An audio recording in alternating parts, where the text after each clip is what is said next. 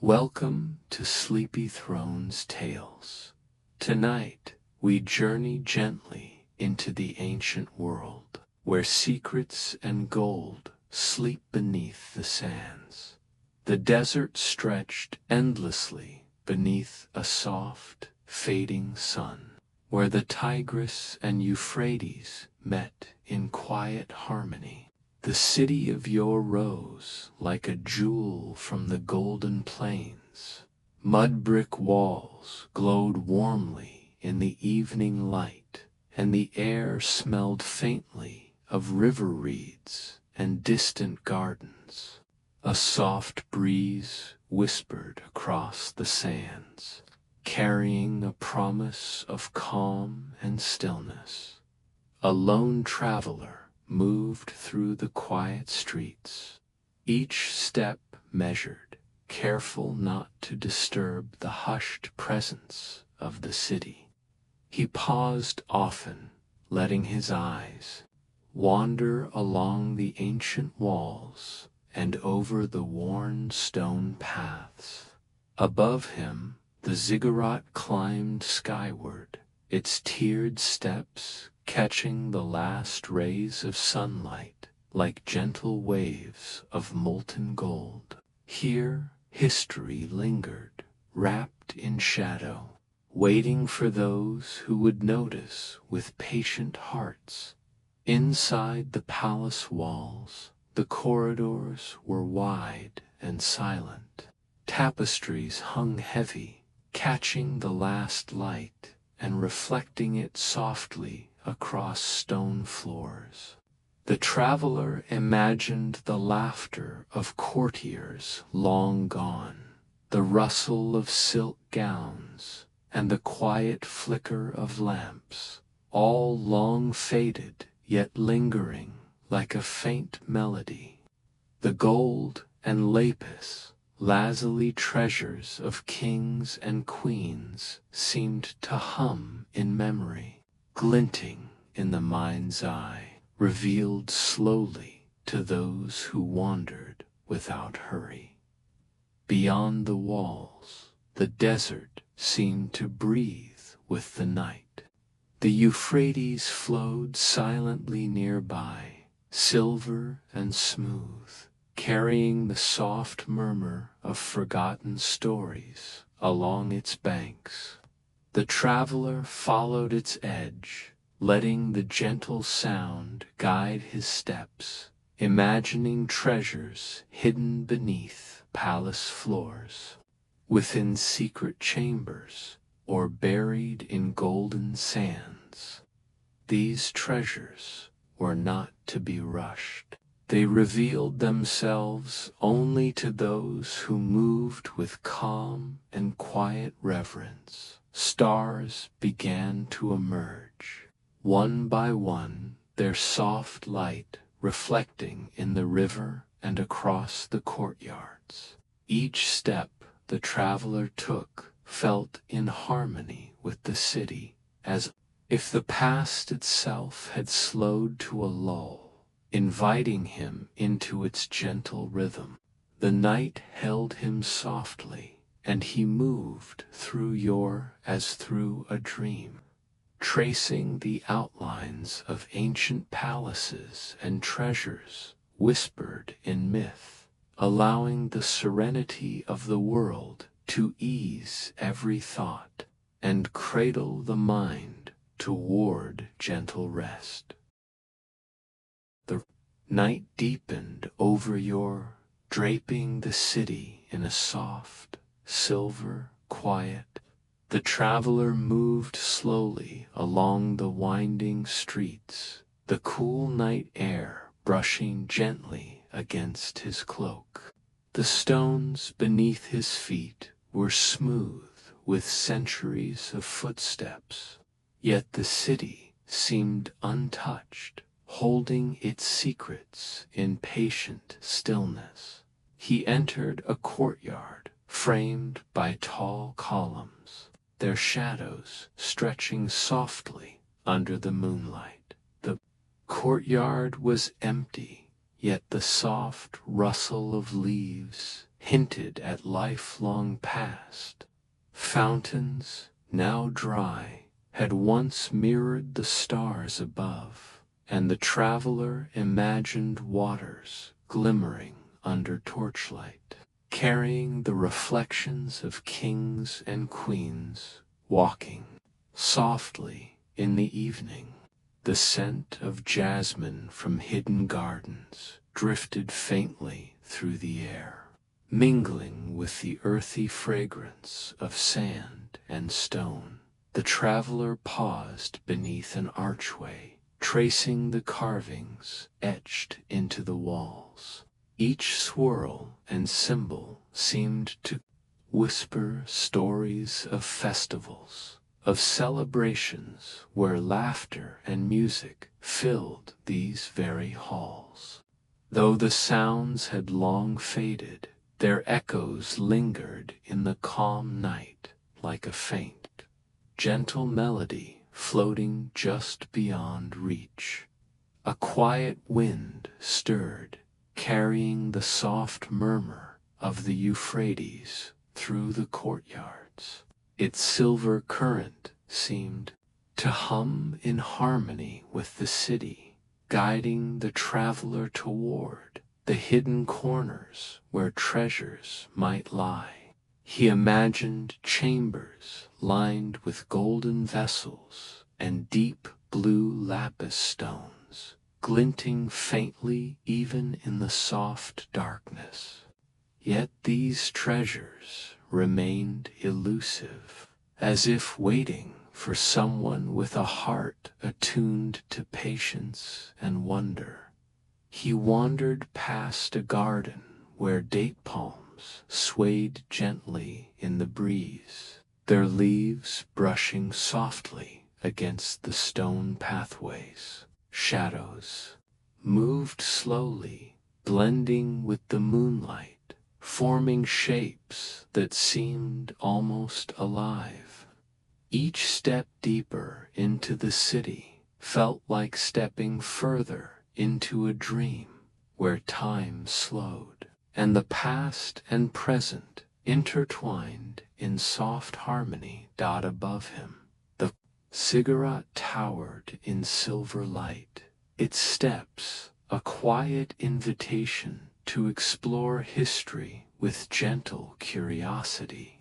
The traveler moved on, letting the calm of the night guide him, letting the soft sounds, muted scents, and silvered light carry him deeper into the serenity of yore.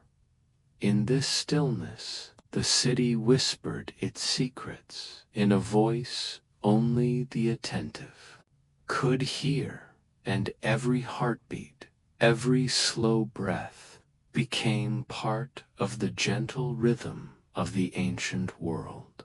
The traveler approached the towering ziggurat as the night deepened. Its stepped terraces bathed in soft silver light. Each level rose like a silent promise into the sky, and the air around it was cool and still, carrying faint whispers of kings long gone. The stones beneath his hands and feet were worn smooth by centuries, yet they seemed to hum softly, as though remembering the weight of past footsteps. He paused at the base, gazing upward. The top of the ziggurat disappeared into the pale glow of moonlight, and he felt the calm pull of history, gentle and unhurried. Shadows of the terraces stretched across the desert sands, moving slowly with the wind, like soft waves frozen in time.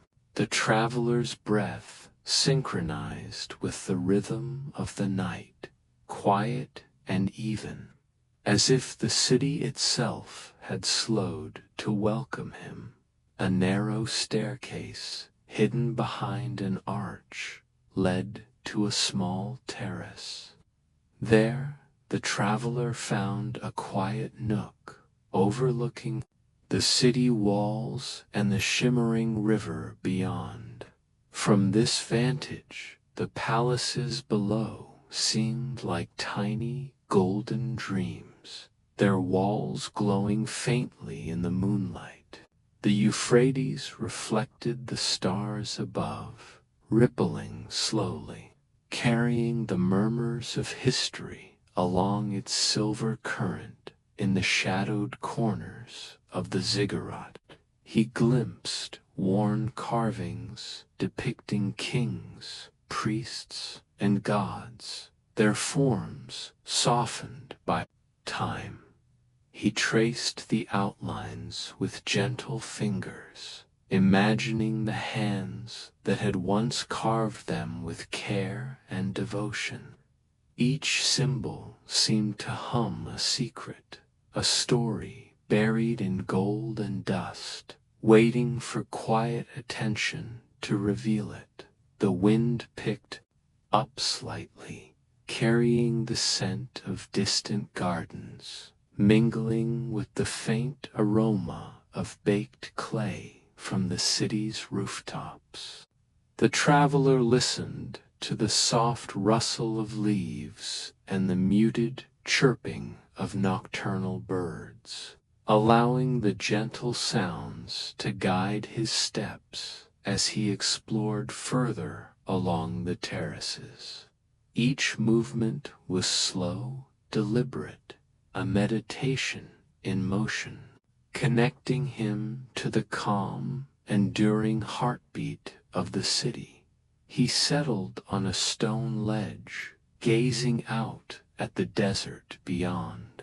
The horizon glimmered faintly where dunes met sky, and the moon hung like a silver lantern, casting long, peaceful shadows across the sands. In that quiet moment, the traveler felt the presence of Mesopotamia's past surrounding him, a soft, enveloping comfort. Gold and myth, kings and queens, rivers and temples all were here, not to be seized, but to be absorbed slowly, letting their gentle magic drift into the mind, weaving a calm, dreamlike rhythm that could lull even the most restless thoughts into sleep. The traveler left the towering ziggurat behind and followed a narrow path toward the legendary gardens whispered to exist in the heart of the ancient city of Babylon. Even in the quiet of night, the scent of flowers drifted faintly on the breezed rose, and the subtle sweetness of unknown blooms that seemed to shimmer under the moonlight. The city walls rose high and solemn, their mud bricks glowing softly in the pale silver glow. Within them, hidden courtyards revealed terraces of greenery, where vines curled around stone balustrades and soft moss clung to shaded corners. Though centuries had passed, the gardens held an almost magical stillness, as if the spirits of gardeners long gone still tended the delicate flowers with gentle hands. The traveler walked slowly along the pathways, pausing to touch the cool leaves of a date palm or to brush fingers across the smooth petals of a pale bloom. Water trickled softly from hidden fountains, though many were cracked or dry. The gentle sound, barely more than a whisper, carried a soothing rhythm that blended with the distant murmur of the Euphrates. Here, time felt suspended, a quiet sanctuary where the stories of kings and queens could rest in peace. untouched by the bustle of the world. A soft rustle drew the traveler's attention to a corner of the terrace, where a small bird had settled. Among the vines, its quiet movements seemed to echo the rhythm of the night, delicate and calm, and he paused to watch, letting the gentle presence of life sink deeply into his senses. Shadows danced softly across the stone walls, moving with the wind, creating a lattice of shapes that felt almost alive, yet entirely peaceful. He imagined the royal figures who had once wandered these gardens under sunlight, queens in flowing silks, their laughter carried by the breeze, kings observing from high terraces, their eyes tracing the paths below. Tonight, all of that grandeur rested quietly in memory, softened by darkness and time. The traveler continued slowly along the garden path, feeling each step merge seamlessly. With the calm rhythm of the night, the moon rose higher, casting silver light across fountains and columns, highlighting the glimmer of scattered stones that once adorned the royal pathways. The traveler allowed himself to sit on a low wall, gazing over the terraces, listening to the soft chorus of the night. In this serene place, the treasures of Babylon were not the gold or jewels, but the delicate balance of shadow, scent, and silence, a world designed to soothe and lull every wandering thought into rest. The traveler left the quiet gardens behind, following a narrow stone path that led toward the gentle curve of the Euphrates. The river glimmered under the moonlight, silver and smooth, carrying whispers of history along its calm surface. Each ripple seemed to tell a story, soft and unhurried, a lullaby from the kings and queens who had once walked its banks. He paused at the river's edge, letting the cool night air brush against his face. The gentle murmur of water mingled with the distant rustle of reeds, creating a soft, rhythmic song that seemed to echo across the desert. The traveler imagined the long caravans that once followed this river, laden with treasures and silks, their footsteps leaving faint marks that time had slowly erased. Yet the essence of those journeys lingered, suspended in the silver glow of moonlight. Along the bank, wild flowers bent slightly in the soft breeze, their petals catching the moon's light like tiny fragments of gold. A few fireflies flickered quietly among them, their gentle glimmers moving slowly as though reluctant to disturb the night's serenity. The traveler knelt for a moment, letting the delicate beauty of these small details sink into his senses, a quiet meditation that eased his mind further into calm. Across the river, the distant walls of Ur and Babylon shimmered softly, outlines softened by the night.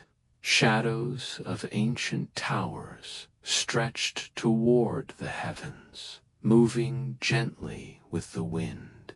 The traveler imagined the royal figures who had gazed at the same waters, their minds wandering over decisions of kingdoms and treasures, unaware that their quiet moments would echo across centuries, like a soft memory carried along the rivers.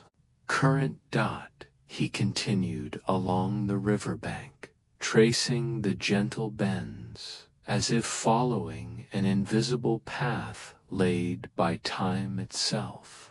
The cool sand beneath his feet shifted softly, muffling each step and blending it into the quiet rhythm of the night. Here, gold and myth did not glimmer brightly. They shimmered subtly in the soft reflection of moonlight on water, in the curve of a vine, in the delicate murmur of the reeds. Finally, the traveler settled on a low stone near the water's edge, gazing at the river as it wound its silver way through the desert.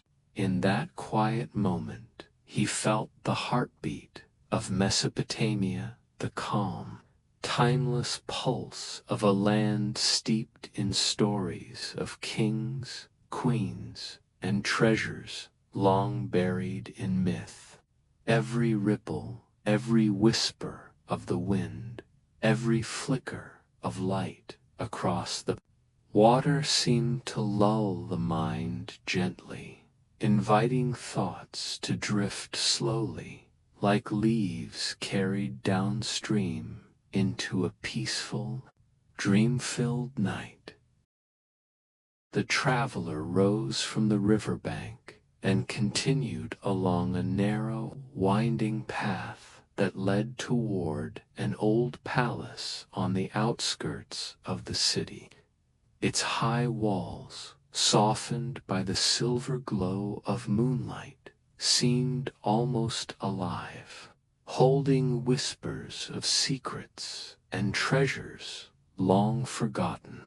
The quiet night wrapped around him like a gentle cloak, carrying the faint scent of desert flowers and warm earth. Passing through an arched gateway, he entered a courtyard that had not felt a footfall in centuries.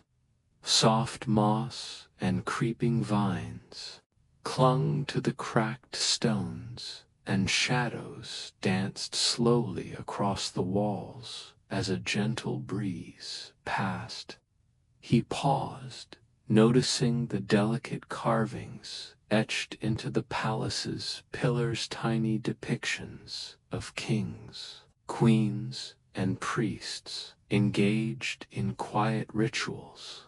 Each image seemed to hum softly, as if waiting to be discovered by someone patient and calm enough to notice. A narrow stairway, hidden behind a partially open door, beckoned him downward. The steps were cool under his hands and feet, worn smooth by time.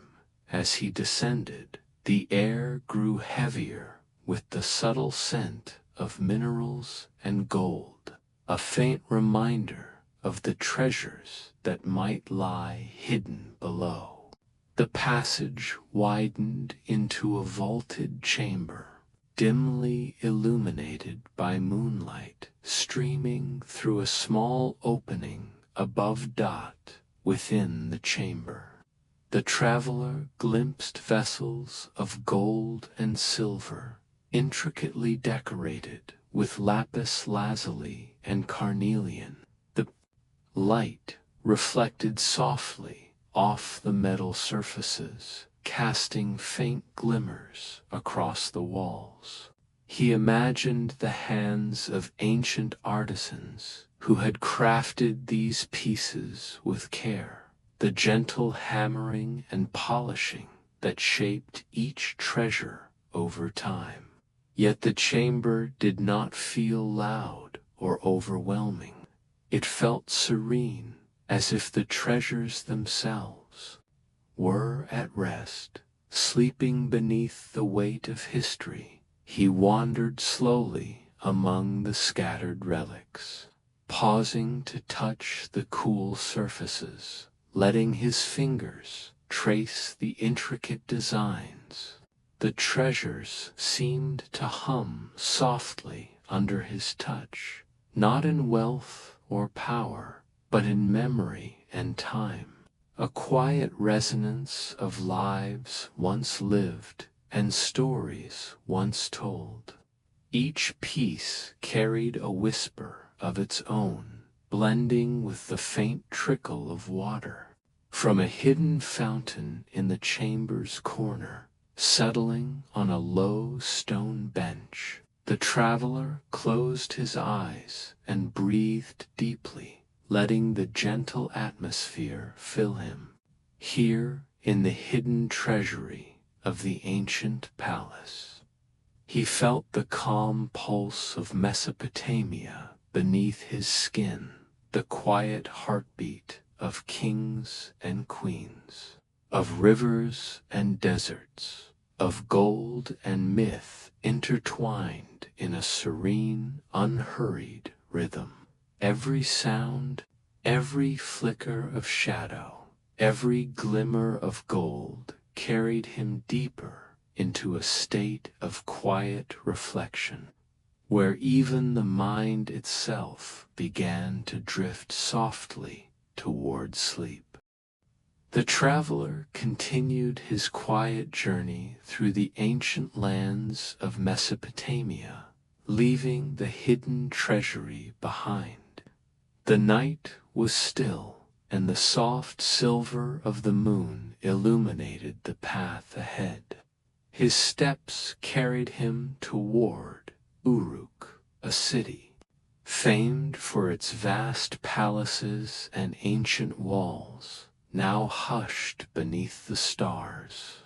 Every stone he passed seemed to hum with memory, each corner holding the faint echo of lives long past. He entered a hall known to locals in times long forgotten as the Lantern Hall. Even now, the space exuded calm, as though the walls themselves had absorbed centuries of quiet reflection. Tall columns lined the chamber, their surfaces carved with intricate designs of lions, gods, and kings. The traveler ran his hands along the cool stone, feeling the gentle grooves of the carvings, each telling a story without uttering a sound. Light from small openings in the ceiling allowed thin beams of moonlight to fall softly upon the floor, creating pools of silver that shimmered like liquid stars. The hall had once been illuminated by countless lanterns, their flames flickering gently, casting a warm, golden glow across the room. Now he imagined them softly glowing in the mind's eye, one by one, until the entire chamber shimmered with a tranquil brilliance. The scent of burned oils lingered faintly, mixed with the delicate aroma of flowers brought in centuries ago by palace attendants. The traveler inhaled deeply, letting the subtle fragrance mingle with the cool night air, calming his senses and slowing his heartbeat. He moved further into the hall, pausing at the center to gaze upward at the vaulted ceiling. Painted scenes, faded but still discernible, depicted processions of kings and queens, priests and musicians, all walking gracefully beneath the gaze of the gods. The traveler imagined the sounds that might have filled this space: soft flutes, the quiet hum of strings, and gentle voices chanting in reverent harmony. Though silent now, the memory of music seemed to echo faintly in the stone, a lullaby from the past. Along one side of the hall, a row of small alcoves held artifacts and vessels, their surfaces glimmering faintly in the moonlight. Golden cups, silver bowls, and delicate figurines of animals and humans rested as if waiting to be noticed. The traveler moved slowly, observing each piece, tracing its shape, and imagining the hands that had crafted it with careful attention. Every object seemed to whisper its own story, not of wealth or power, but of lives spent in dedication, patience, and artistry.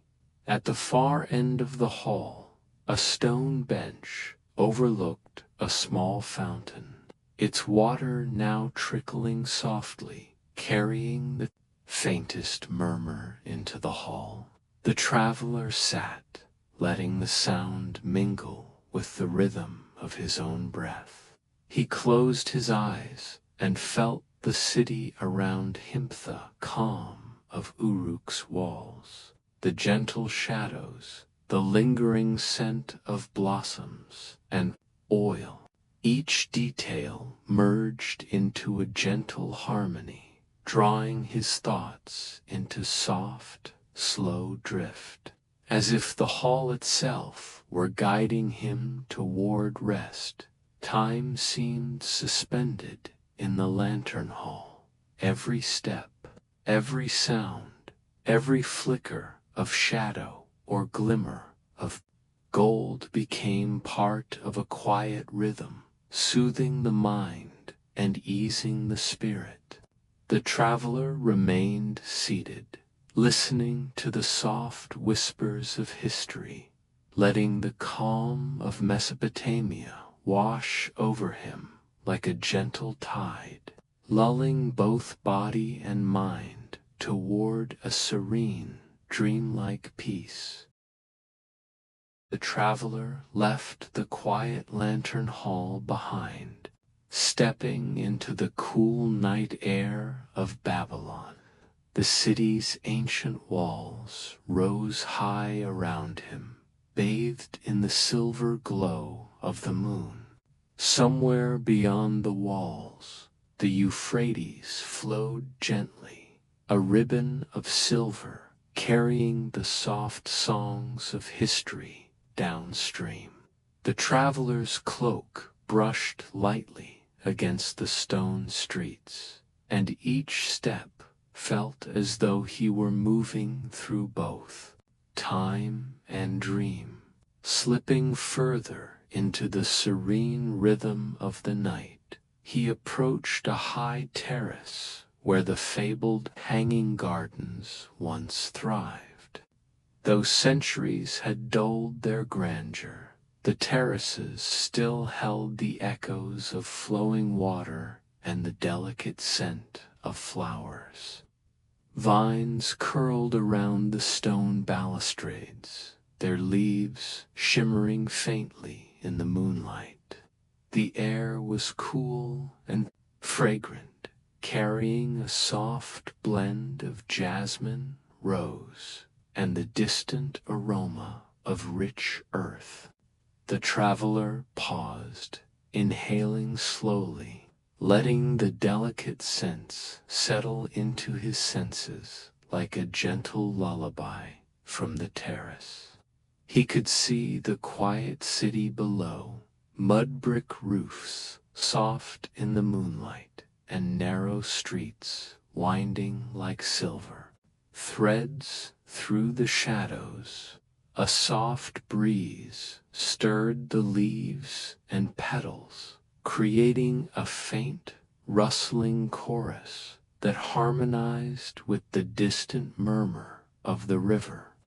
The traveler walked slowly along the edge of the terrace, feeling the smooth stone beneath his hands, listening to the night's subtle symphony, each sound calming, each movement measured and gentle. He imagined the kings and queens who had once gazed from this very terrace, their eyes tracing the flowing streams, the carefully tended plants, the fountains that had sparkled under the sun.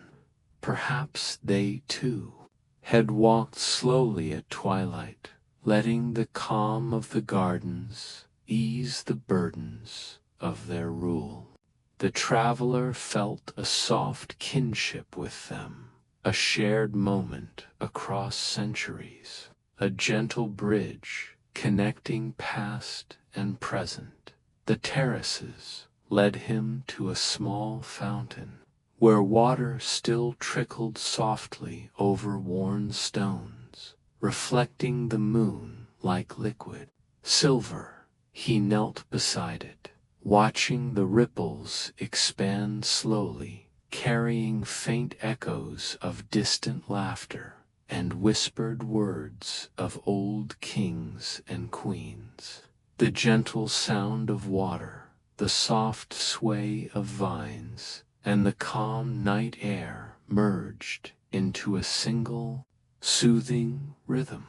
Each breath he took seemed to match that rhythm, slow and even, carrying him further into a state of restful meditation.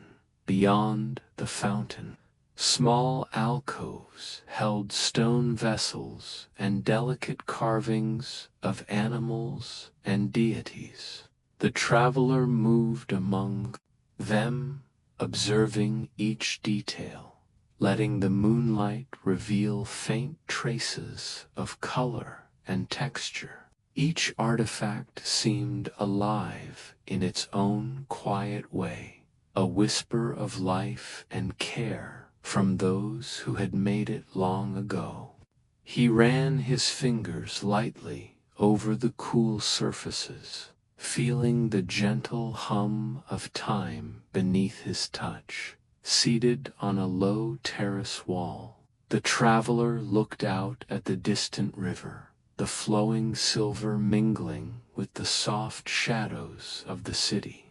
Here, in the stillness of Babylon's ancient gardens, the treasures of the past were not loud or imposing. They were subtle, serene, and eternal.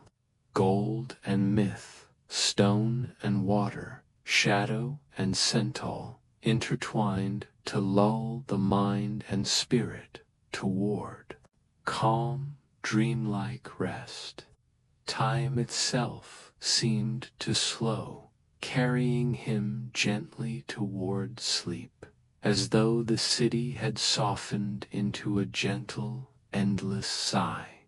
The traveler left the serene terraces of Babylon behind, following a winding path toward a city known for its grand marble halls and whispered stories. Sumer, the moon hung high, casting silver light over the soft sands and stone streets. Each step seemed to melt quietly into the night, carrying him deeper into the calm heartbeat of ancient Mesopotamia. He entered a palace whose walls gleamed faintly in the moonlight, polished smooth from centuries of care. The halls were long and silent, lined with tall marble columns whose surfaces shimmered like soft frost. Carvings adorned each pillar, processions of priests, kings, and musicians etched delicately into the stone. The traveler traced the patterns with gentle fingers, imagining the hands that had crafted them so long ago. Each curve, each line, seemed to hum softly, a lullaby of history vibrating quietly in the cool air. The palace corridors were quiet, yet full of subtle life. A faint breeze carried the scent of incense, mingling with the earthy aroma of stone and desert. The traveler's footsteps echoed softly, yet harmoniously, blending with the quiet rhythm of dripping water from hidden fountains along the hallways. The sound was soft, almost musical, carrying a calm pulse that matched the steady rhythm of his breathing.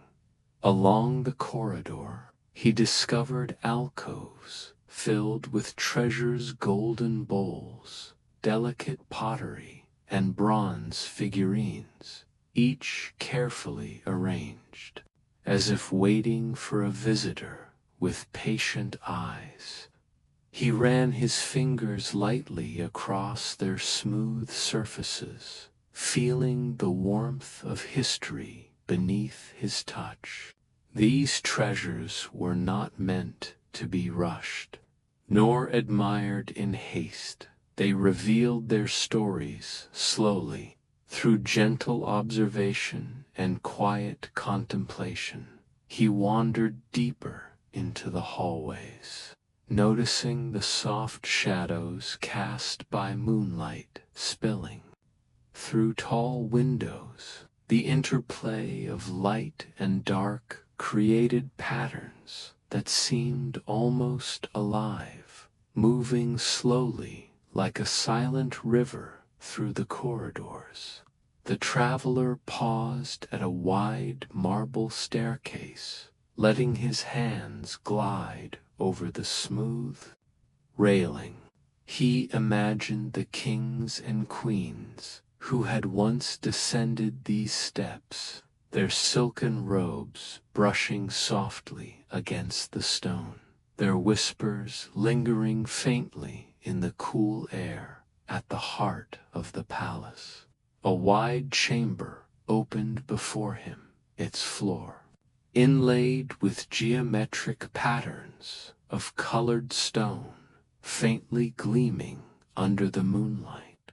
A small fountain at the center trickled gently, its sound blending with the soft murmur of wind from open windows.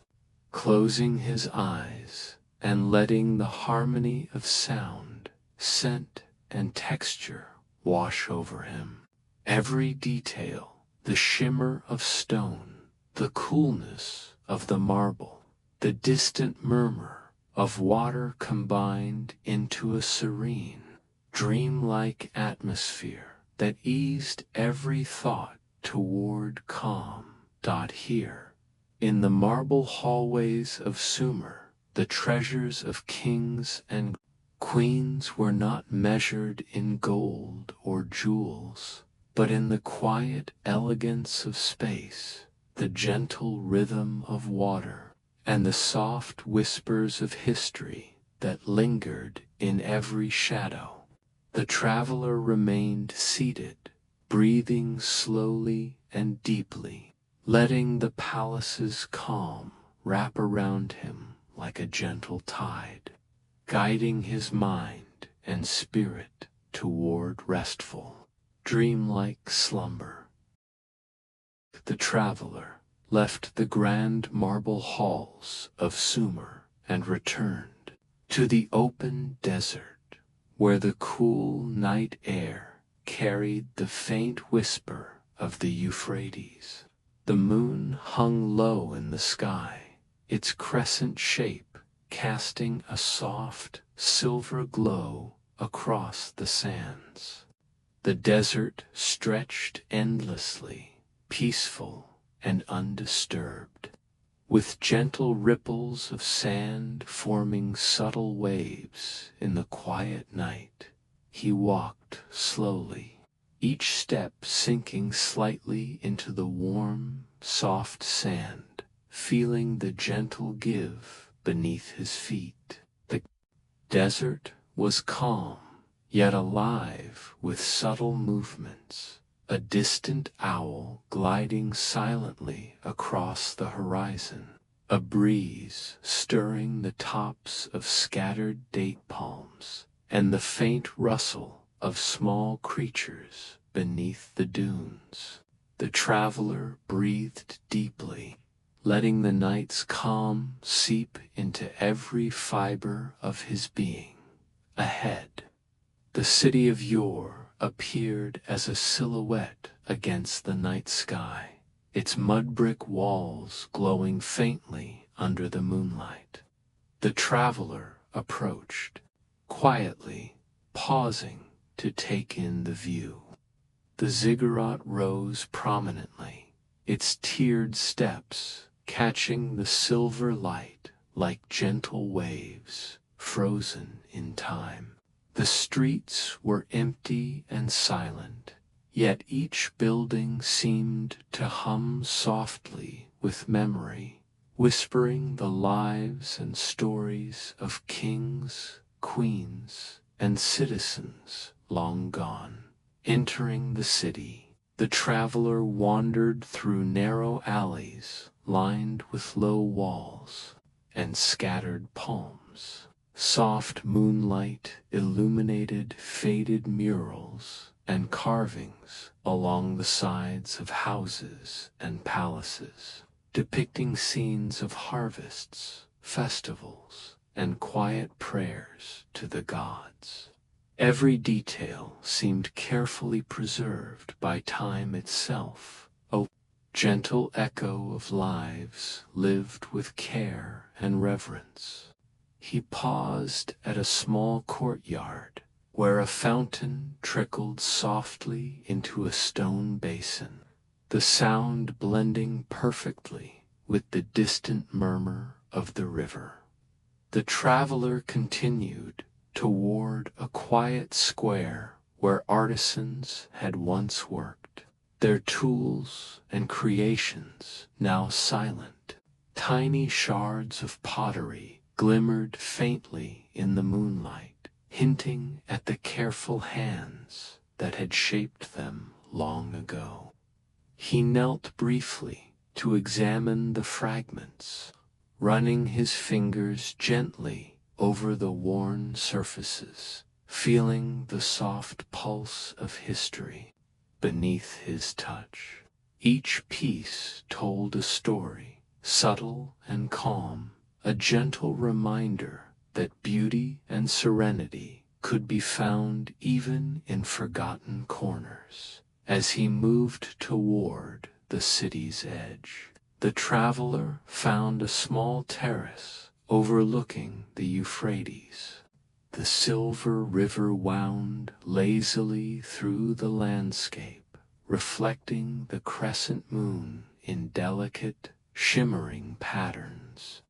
He sat on the terrace wall, closing his eyes and letting the gentle sounds of the night, the trickle of fountains, the soft rustle of reeds, the distant echo of city walls blend into a soothing rhythm.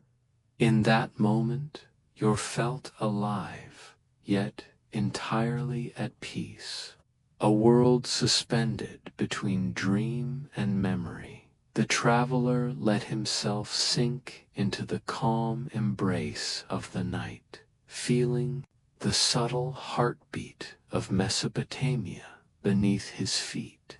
Gold and myth, sand and river, shadow and moonlight, all intertwined in perfect harmony, guiding the mind slowly toward rest. Every breath, every sound, every flicker of silver light became part of a gentle lullaby, carrying him deeper into serenity and into the soft, dreamlike embrace of sleep. The traveler left the quiet terrace overlooking the Euphrates and made his way toward the temple of Enki, nestled near the river's edge. The night was calm, the desert air cool and fragrant with distant reeds and flowers. Moonlight glimmered softly across the temple's mud-brick walls, illuminating the intricate bas-reliefs that depicted rivers, fish, and sacred rituals. Each step toward the temple seemed to pull him further into the gentle heartbeat of Mesopotamia, where history and dream mingled seamlessly. The massive gateway of the temple loomed before him, its carved lions and serpents softened in the silver glow. The traveler paused, running a hand lightly over the cool stone, feeling the careful craftsmanship of artisans long gone. Within the carvings were legends of kings and priests, offerings made to the gods, and rituals meant to honor the waters that sustained life. Though silent now, the temple seemed alive, its walls humming softly, echoing the reverence of countless generations. Stepping inside, the traveler found himself in a vast hall, its floor smooth and cool beneath his feet. The air was still, filled with a faint fragrance of incense and the earthy scent of clay. Moonlight streamed in through narrow windows high above, creating long, shifting beams that stretched across the chamber like gentle fingers. Shadows moved slowly along the walls, blending with the soft glow of the moon, creating a serene interplay of light and dark that seemed to breathe with quiet patience.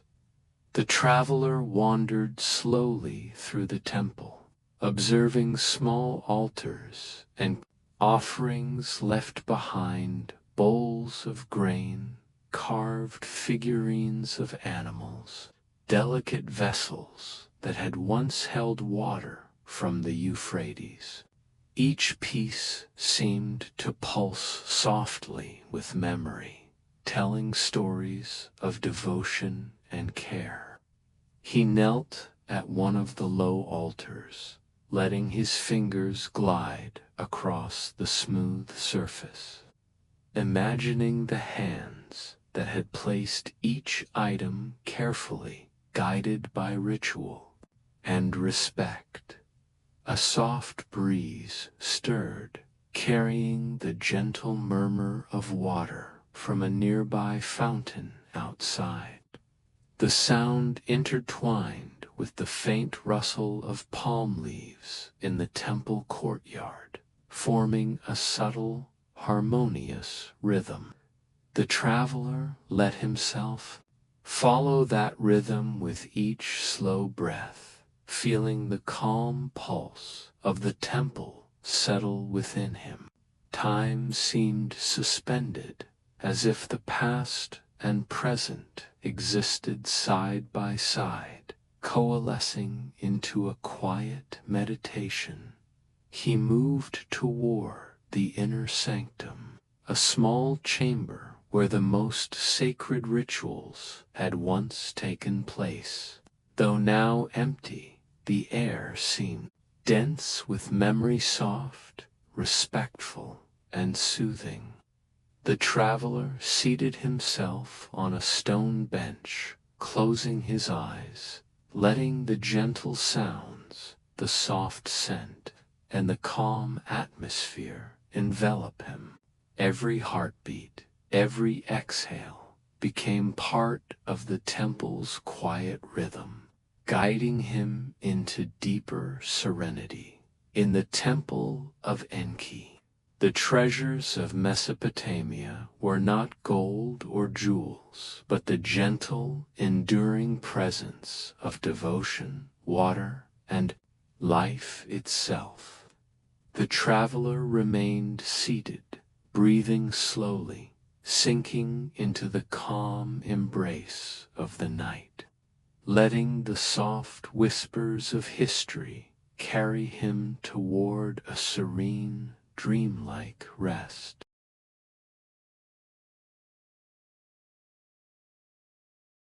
The traveler left the temple of Enki and wandered toward the famed Ishtar Gate, its towering blue brick walls glowing faintly beneath the moon's gentle light. Even in the quiet of night, the gate seemed alive, humming softly with memory and the silent echo of past processions. The air was cool and fragrant, carrying a blend of desert blooms, river reeds, and the faint warmth of sun-baked bricks, still holding the heat of the day as he approached. The reliefs of dragons and lions lining the gate shimmered faintly in the silver glow. The traveler ran a hand gently over the smooth tiles, imagining the hands that had laid each one with care, crafting stories of kings and gods, of protection and prosperity. Though centuries had passed, the imagery seemed to pulse softly, as though the creatures themselves were watching over the night with quiet patience. Passing beneath the massive arch, he found himself in a wide boulevard once used for ceremonial processions. The ground beneath his feet was worn smooth by generations of footsteps, yet the path felt soft and welcoming, almost as if inviting him to wander slowly and reflect. Tall columns of blue and gold flanked the street, their surfaces catching moonlight in subtle glimmers. The air was so still that even the faint rustle of palm leaves and the distant murmur of the Euphrates became part of a gentle, soothing rhythm. The traveler paused to look upward at the sky. Stars stretched endlessly across the heavens, mirrored faintly in small pools of water left from the previous day's river overflow. He imagined the kings and queens who had once walked this avenue, their robes flowing softly behind them, guided by the rhythm of drums and chants during grand celebrations. Yet tonight, the city was calm, almost asleep, and he felt the same tranquility settle within his own heart. Along the boulevard, small alcoves held remnants of offerings, golden vessels, carved stones, and delicate figurines, each whispering tales of devotion and artistry. The traveler knelt briefly at one alcove, letting his fingers trace the worn surfaces. Each piece seemed to hum softly beneath his touch, telling stories not of power or conquest, but of care, patience, and reverence. The softest sound of water, trickling from a distant fountain, merged with the quiet night, creating a lullaby that seemed to echo through the walls themselves. He continued his slow walk beneath the gate, feeling the weight of centuries settle gently around him. Shadows danced softly along the walls, stretching and bending with the breeze, while the soft silver glow of the moon painted every stone in a calming palette. The traveler allowed himself to breathe slowly, letting each step Each sight, each faint sound merge into a gentle rhythm. In this moment, the grandeur of Babylon became a soothing presence, guiding the mind into a deep, restful calm. Finally, he rested against a low wall, looking through the massive arch at the quiet city beyond. The treasures of the past, the echoes of kings and queens, the whispers of gods and rivers, they all flowed gently together, weaving a serene harmony that wrapped around him like a soft cloak. The traveler let himself sink into this calm, letting the night's gentle embrace carry him ever closer to a state of tranquil, dreamlike rest. The traveler left the majestic Ishtar gate behind, descending slowly toward the quiet heart of Europe. Though centuries had passed, the faint outlines of the old market streets were still visible beneath the moonlight. The air was filled with subtle, scent-fragrant herbs, distant fires, and the soft, earthy aroma of clay from the surrounding walls. Each breath carried the calm rhythm of a city that had once thrived but now rested quietly under the stars. He wandered down narrow alleys lined with small shops, their facades still etched with symbols of merchants and craftsmen. Broken pots and faded banners hinted at the life that had once filled these streets. The traveler paused to touch the smooth stone counters of an old apothecary, imagining the careful hands of apothecaries arranging jars of herbs, resins, and oils. Even in silence, the market seemed alive with echoes of gentle chatter and laughter, a soft, comforting murmur from a time long past. In the center of the market square, a fountain stood, cracked yet still trickling softly. The water reflected the moonlight in silvery patterns, shimmering like liquid stars. The traveler knelt beside it, letting the soothing sound fill his senses.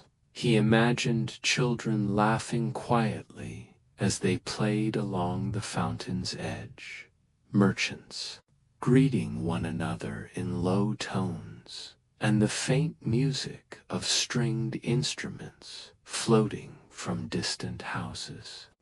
Though all of it had faded into memory, the calm resonance remained, a gentle lullaby of a life once lived. Along the streets, vines crept over walls and small wooden beams, their leaves rustling softly in the night breeze. Small nocturnal birds flitted from rooftop to rooftop, their movements delicate and almost imperceptible. The traveler walked slowly, each step syncing with the rhythm of the water and the soft wind. Shadows stretched across the walls, forming gentle, fluid shapes that seemed to dance without urgency, carrying a serene grace that invited contemplation and rest. He paused at a small corner shop, its wooden door ajar, revealing faint traces of colorful fabrics once displayed for sale. The traveler ran a hand along the smooth weave of an imagined cloth, picturing merchants carefully folding it, offering it to gentle customers, their voices soft and measured.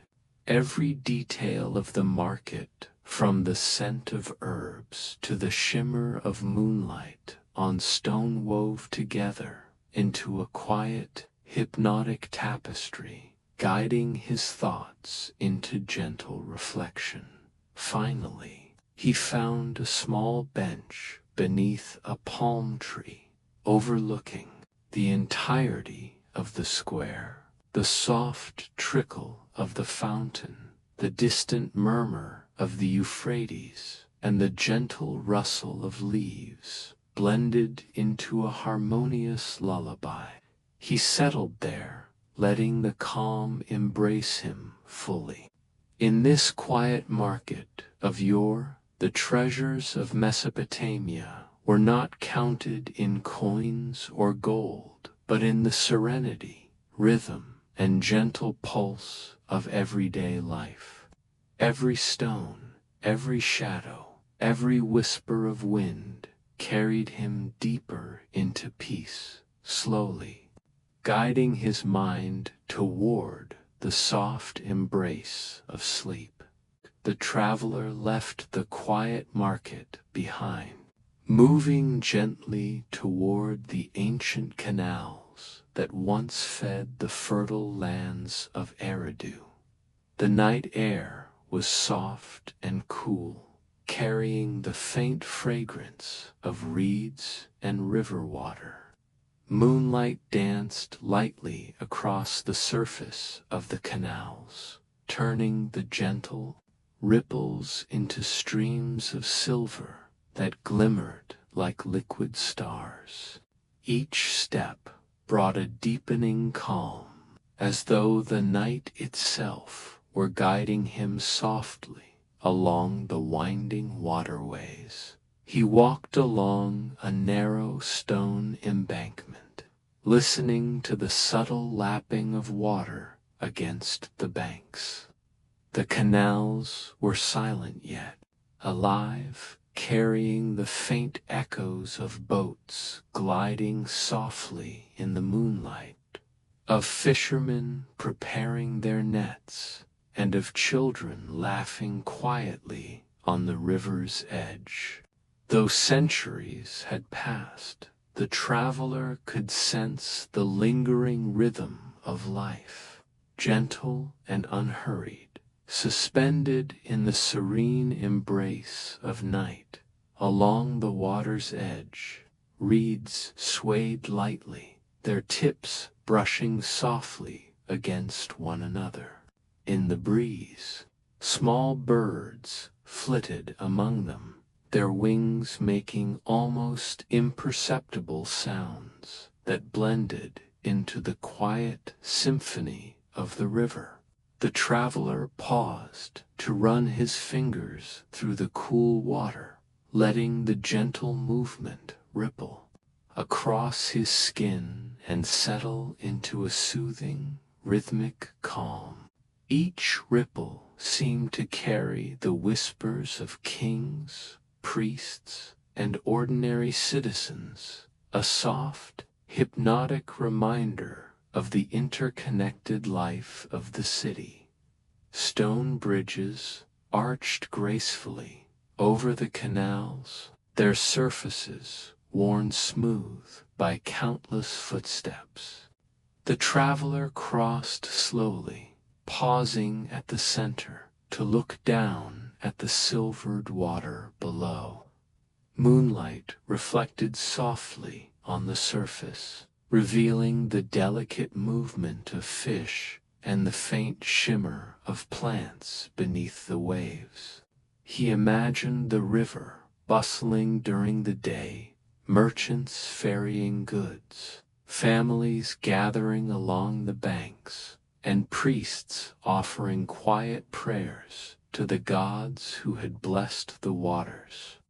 Now, in the gentle night, all of it was softened into serenity. As he followed the canal further, he found small alcoves and terraces where ancient temples had once stood. Moss and vines clung to the stone, and the faint fragrance of long-forgotten flowers lingered in the air. The traveler explored slowly, feeling the cool marble and worn stone beneath his hands, letting the details of history unfold gradually around him. Each step, each sound, each flicker of moonlight became part of a gentle rhythm that carried his mind further into calm reflection. Finally, he reached a quiet terrace overlooking the largest canal. The water stretched into the distance, silver and still, and the moon hung low above, casting a soft glow across the land. The traveler sat on the edge, closing his eyes, and let the soothing sounds of flowing water, rustling reeds, and the gentle night wind envelop him. In this moment, Eridu's treasures were not gold or jewelry, but the calm, enduring pulse of life itself, the gentle flow of water, the whispers of the past, and the quiet serenity of the night, guiding him softly toward rest and peaceful dreams. The traveler left the gentle canals of Eridu behind and made his way toward Lagash, a city where the moonlight turned every street into a river of silver. The cobblestones glimmered faintly beneath his feet, worn smooth by countless footsteps over centuries. The night air was cool and fragrant, carrying whispers of distant gardens and the faint warmth of sun-baked mud bricks. Each step felt like a soft rhythm, a heartbeat guiding him further into the serenity of the ancient city. He wandered through narrow alleyways where the shadows of tall walls danced with the gentle glow of the moon. Faded murals depicted kings, priests, and processions of people carrying offerings to the gods. Though the colors were muted, their stories persisted in the quiet, telling of days filled with reverence, laughter, and calm activity.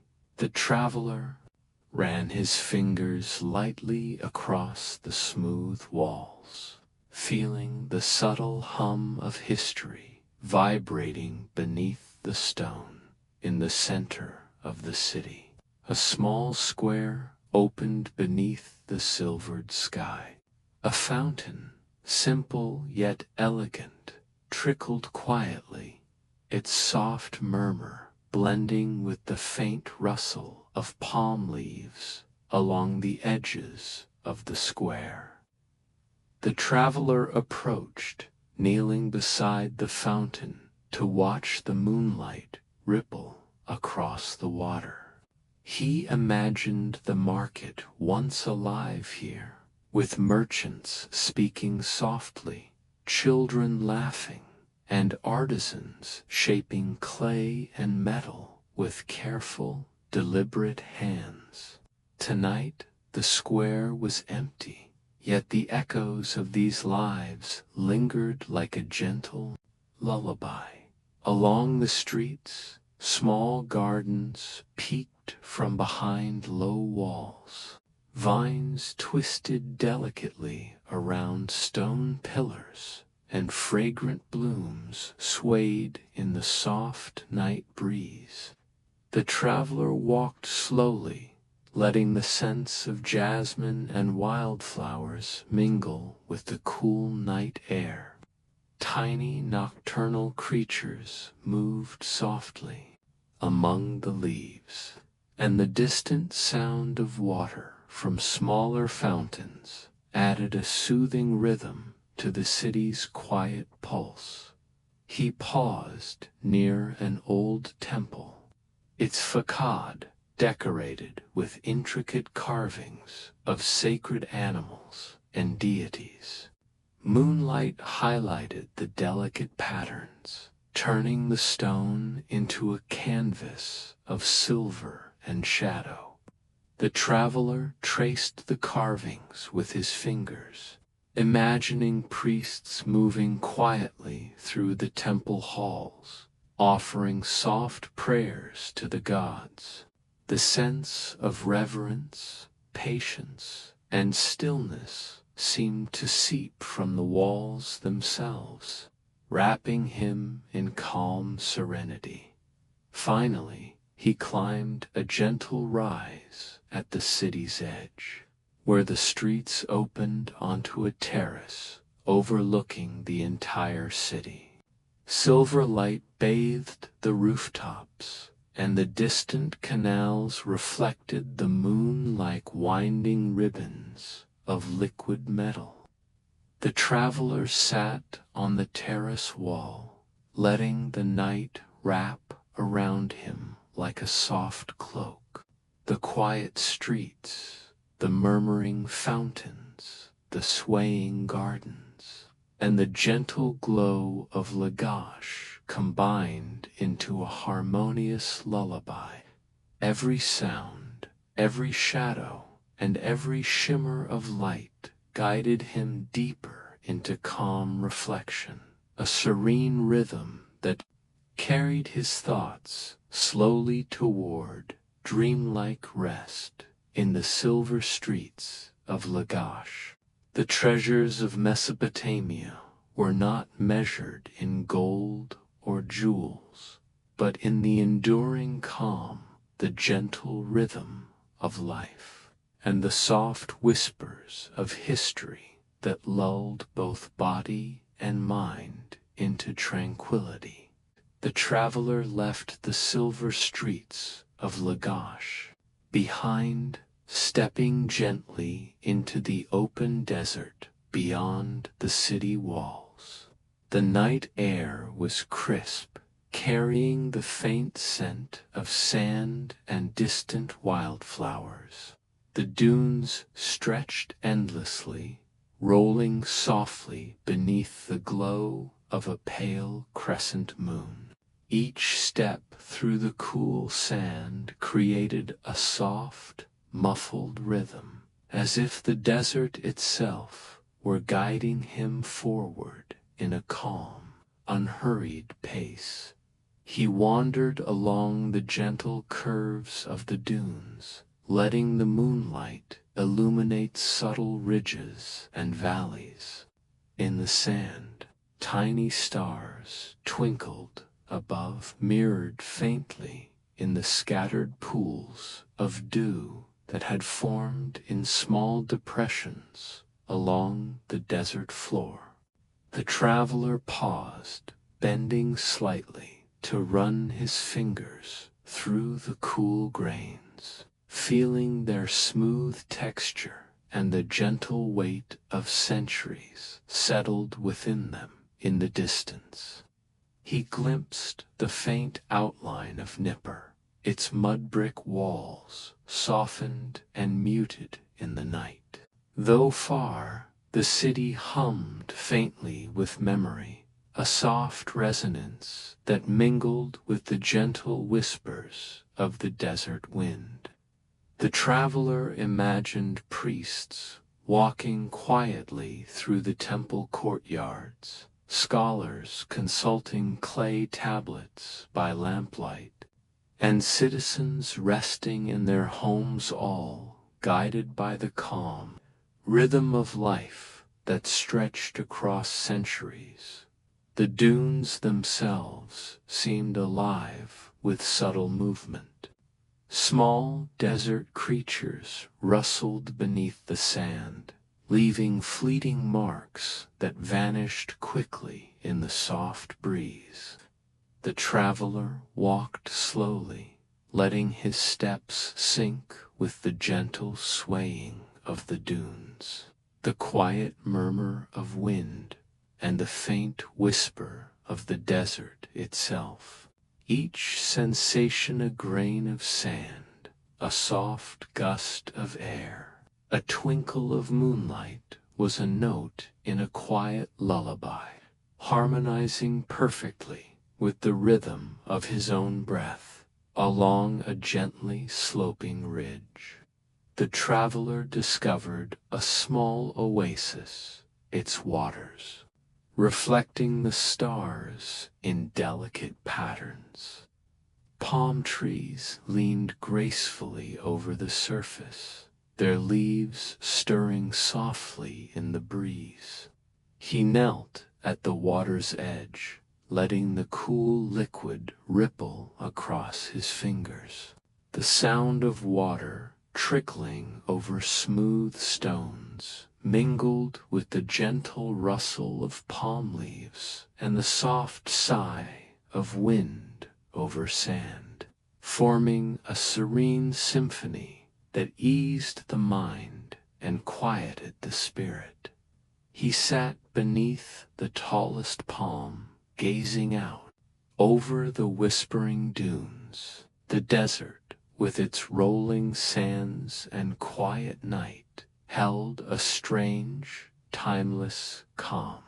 Here, treasures were not gold or jewels, but the soft rhythm of wind over sand, the gentle shimmer of moonlight, and the subtle presence of life persisting quietly in harmony with nature. The traveler let himself sink into this tranquility, breathing slowly and evenly, allowing the desert's calm to carry his thoughts into soft, dreamlike rest in the vast, whispering dunes beyond Nippur. The treasures of Mesopotamia were subtle yet profound, the delicate interplay of wind, sand, water, and starlight, each carrying a gentle story that lulled both mind and body toward serenity. The traveler returned from the whispering dunes, his path leading him gently toward Nippur, the ancient city of temples. The night lay quiet over the land, and the city rose slowly into view, its mud brick walls softened by centuries, but still standing proudly beneath the silver glow of the moon. The air grew warmer here, carrying with it the faint scent of baked clay and the whisper of incense long since burned. Crossing the silent gates, the traveler stepped into streets that wound like threads between shadowed homes and courtyards. The stone beneath his feet was cool, the alleys hushed and dreamlike. Overhead, the moon cast delicate shadows, painting the city in shades of silver and charcoal. Murmurs of ancient prayers seemed to drift from the stones themselves, a quiet resonance that filled the traveler with stillness. At the heart of the city rose the great temple of Enlil, its towering ziggurat reaching upward as though to touch the stars. Though time had softened its edges, the structure still radiated a sense of power and reverence. The traveler approached slowly, his footsteps muffled, as though he were walking not only into a place of worship, but into a dream woven of shadow and silence. The temple courtyard was vast, filled with colonnades that framed the open space in measured symmetry. Vines crept gently along the walls, swaying faintly in the night breeze. The traveler paused at the center, gazing up at the towering structure. Moonlight illuminated carvings along the stone, figures of priests, kings, and sacred animals etched.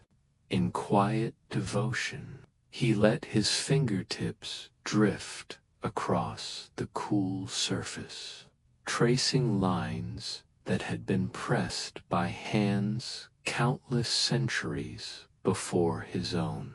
Inside, the halls were calm and echoing, their silence broken only by the distant drip of water and the faint rustle of the wind. Clay lamps, though long extinguished, still lined the walls, their shapes catching the moonlight that filtered in through narrow openings above. The traveler walked slowly, his breath steady, each step resonating softly like a heartbeat through the vast chamber. At the far end of the hall, he discovered a sanctuary where an altar once stood. Though the god statues were gone, their presence lingered in the quiet reverence of the space. The air felt heavy yet gentle, like the embrace of an ancient lullaby. The traveler knelt there, resting his hands on the smooth stone, allowing the silence to enfold him. In this stillness, he could almost hear the voices of priests chanting, their low tones rising and falling like waves, blending with the rhythm of the night. When he emerged once more into the courtyard, the city lay hushed beneath the stars. The ziggurat stood behind him, a guardian of centuries, its shadow stretching softly across the square. The traveler breathed deeply, letting the calm of the temple soak into him like a slow tide. Here, in the shadows of Nippur, treasures were not made of gold, but of devotion, silence, and the deep, unbroken rhythm of belief that lingered in every stone. Leaving the quiet temple shadows of Nippur behind, the traveler wandered deeper into the city until he reached a hidden space where walls gave way to open air. There, beneath the moonlight, lay a vast and tranquil garden. Though overgrown with time, its pathways and terraces still carried the careful design of kings who had once walked here in reflection. The cool night wind drifted through, carrying the soft fragrance of jasmine, wild figs, and blossoms that had taken root among the stones. The garden stretched in gentle layers, each terrace rising slightly above the next, connected by steps of worn stone. Pools of still water reflected the stars, their surfaces dotted with lilies that swayed faintly with the night breeze. The traveler moved slowly along the first path, his footsteps muffled by moss, his mind sinking into the calm rhythm of water, wind, and fragrance. Along the edges of the terraces, statues of kings stood in quiet dignity. Their forms were softened by centuries of weather, their faces calm and distant, as though they were watching over the garden in silence. The traveler paused before one such figure, a king holding a staff across his chest, his gaze turned toward the horizon. He imagined the king walking these paths long ago, surrounded by priests and scribes, but finding in the quiet of the garden a moment of solitude and rest. The deeper he wandered, the more the garden seemed to come alive with subtle sounds. The rustle of palm leaves blended with the faint croak of frogs near the pools. Small creatures darted softly through the undergrowth. Their presence felt more than seen. Every movement was gentle, as if the entire garden were humming a song of stillness meant to soothe those who entered. At the heart of the garden lay a great stone bench, shaded by an ancient tree whose branches stretched wide, as though to shelter all who sought peace beneath it. The traveler sat there, gazing at the reflection of the moon in a nearby pool. He let his breath slow, the calm surroundings guiding him deeper into a state of gentle rest. In the silver light, the garden revealed itself, not as a place of grandeur, but of quiet treasures, the serenity of water, the patience of stone, the soft guardianship of trees that had outlived the kings who planted them. He closed his eyes, and in the stillness he could almost hear the faint murmur of voices, kings, speaking softly with their advisors, poets reciting verses in gentle tones, and children playing near the terraces. Their echoes drifted through the night like a dream, lulling him into deeper calm. When he opened his eyes again, the statues still stood in silence. The pools shimmered softly, and the stars above looked down with quiet patience. The garden of forgotten kings was no longer filled with courtly processions or royal banquets. Instead, it had become a sanctuary of peace, where time itself slowed to the rhythm of flowing water and whispering leaves. Here, the traveler found no jewels or crowns, but something more enduring, the gentle, timeless treasure of rest. From the gardens of forgotten kings. The traveler's path carried him softly toward the river that had once nourished Shurapek, a city whispered of in legends. The night sky shimmered with countless stars, their reflections quivering gently on the water's surface. The air was cool and damp here, filled with the scent of reeds, fresh soil, and distant blossoms carried downstream. Every breath was steadying, as though the river itself were exhaling in slow, eternal rhythm. He followed the bank where smooth stones lined the edge, their surfaces polished by centuries of flowing water. Moonlight turned them silver, guiding his steps like a quiet pathway.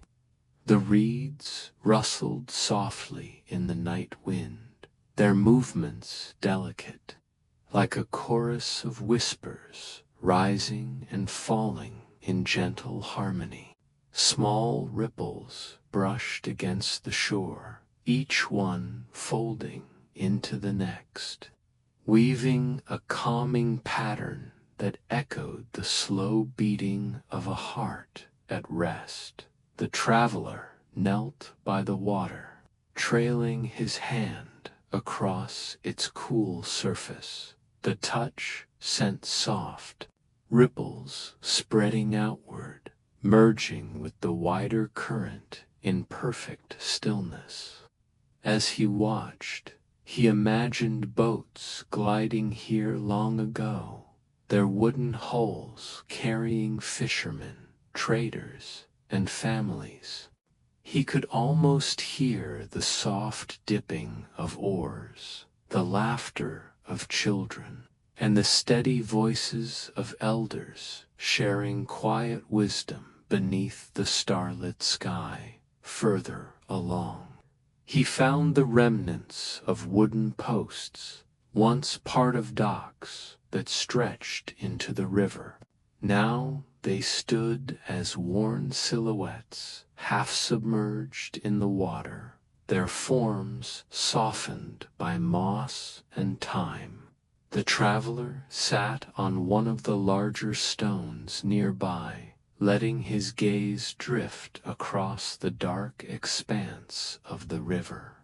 The water flowed endlessly, its surface reflecting the night like liquid glass, unbroken and unhurried. A grove of willows leaned gracefully over the bank, their branches trailing lightly in the water. Their slow swaying seemed to keep time with the river's current, each movement a gesture of calm reverence. The traveler walked beneath their canopy, listening to the sound of leaves brushing softly against one another. It was a sound like a lullaby, hushed and unending, filling the space with a peace that seemed to stretch far beyond the river itself. At a bend in the water, he discovered a small sandy shore where the current slowed and pooled gently.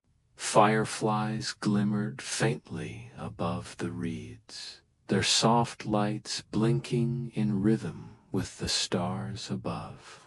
The traveler lay back against the sand, the ground cool beneath him, and let the shimmering dance of fireflies blend with the slow drift of constellations. Each flicker, each ripple, each whisper of reeds wove together into a tapestry of calm that carried him further into dreamlike stillness.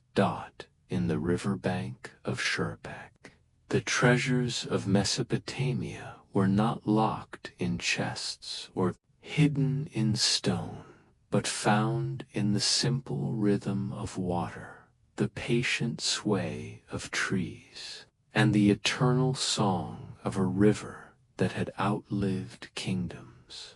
Here, the traveler discovered rest deeper than gold, the treasure of harmony with the night itself, leaving the gentle riverbank of Shurpak behind. The traveler found himself drawn to a quiet structure set deep within the city's heart. Its walls, though softened by centuries, still stood tall, enclosing a place once filled with the hum of scholars and scribes. This was the Libraria Sanctuary of clay tablets, where words etched in cuneiform had once preserved the wisdom of kings, priests, and poets. The traveler stepped inside slowly, his footsteps echoing faintly in the vast hall. Moonlight filtered through narrow openings in the roof, falling across rows of shelves carved from clay and wood. Though many had crumbled, some still held fragments of tablets, their surfaces marked with delicate wedges and lines. Dust drifted gently in the air, catching the silver glow and floating like tiny stars within the silence. He paused before a shelf, lifting a fragment of clay into his hand. Its surface was cool and rough, yet the markings remained clear, as though the words still whispered softly from across millennia. He imagined scribes bent over wooden desks, carefully pressing reeds into damp clay by lamplight. The room would have been filled with the soft scratch of stylus against tablet, the quiet murmur of voices reciting words of trade, prayers, or poetry as he walked deeper into the hall. The silence became almost musical. Each step resonated like a drumbeat, steady and low, blending with the faint rustle of the night wind that drifted through cracks in the walls. The air smelled of earth and old clay, grounding and steadying, like the weight of memory itself. The traveler allowed the calm to settle over him, his breath slowing to match the rhythm of the hall. In a small alcove, he discovered a low bench, its surface smooth from use. He sat there, gazing at the shelves around him. Some tablets remained intact, their surfaces filled with lines that recorded harvests, dreams, and the journeys of stars across the night sky. Others were broken, yet even their fragments seemed alive with the quiet persistence of history. The library felt less like a place of knowledge and more like a dream woven into clay, waiting patiently for anyone who would listen. The traveler closed his eyes, and in the stillness he could almost hear it again, the murmur of scribes, the turning of tablets, the calm voice of a teacher reciting softly to students gathered in a circle. It was not a loud sound, but a gentle, steady hum, like the faint flow of a river beneath the earth. It carried with it a sense of continuity, of voices layered over time, each one leaving behind a trace in the silence. When he opened his eyes again, the hall seemed even more serene. The moonlight lingered on the shelves, casting long shadows across the floor. The tablets, broken or whole, stood like guardians of memory, their presence quiet yet unshakable. The traveler let the silence embrace him fully, his thoughts drifting like dust through moonlight. SLOW, and unhurried dot in the silent library of clay tablets. The treasures of Mesopotamia were not glittering jewels or gold coins, but words, soft imprints of thought pressed into earth, carrying voices across centuries. It was a treasure of stillness, patience, and memory, soothing the spirit as surely as a lullaby. From the silent library of Shurapik, the traveler's path carried him northward until the outlines of Uruk rose faintly in the distance. Once the beating heart of kings and myths, the city now lay in tranquil quiet, its great walls softened by moonlight.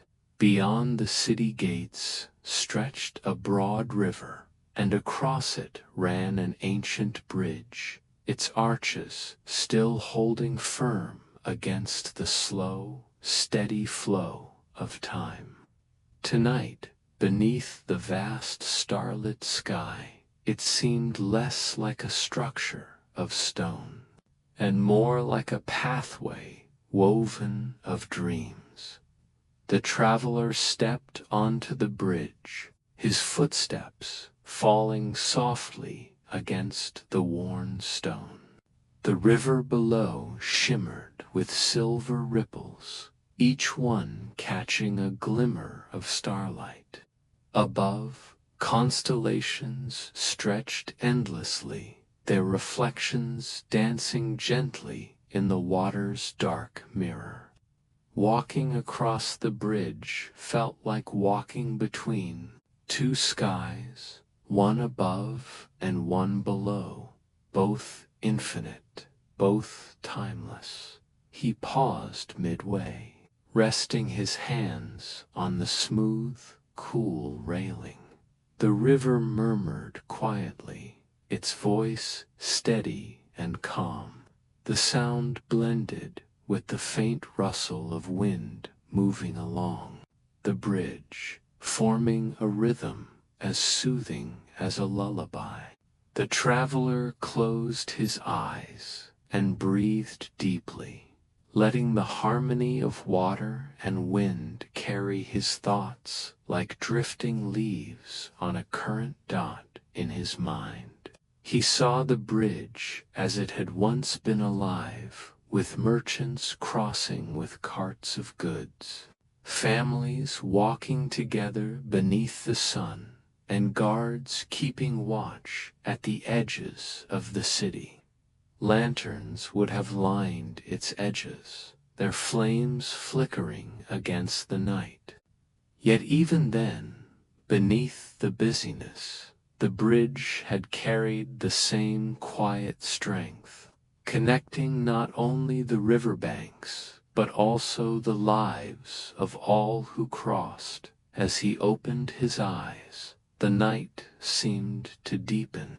A soft mist rose from the water, swirling faintly at the base of the arches. The stars reflected more clearly now, so that the bridge itself looked suspended in a sea of light.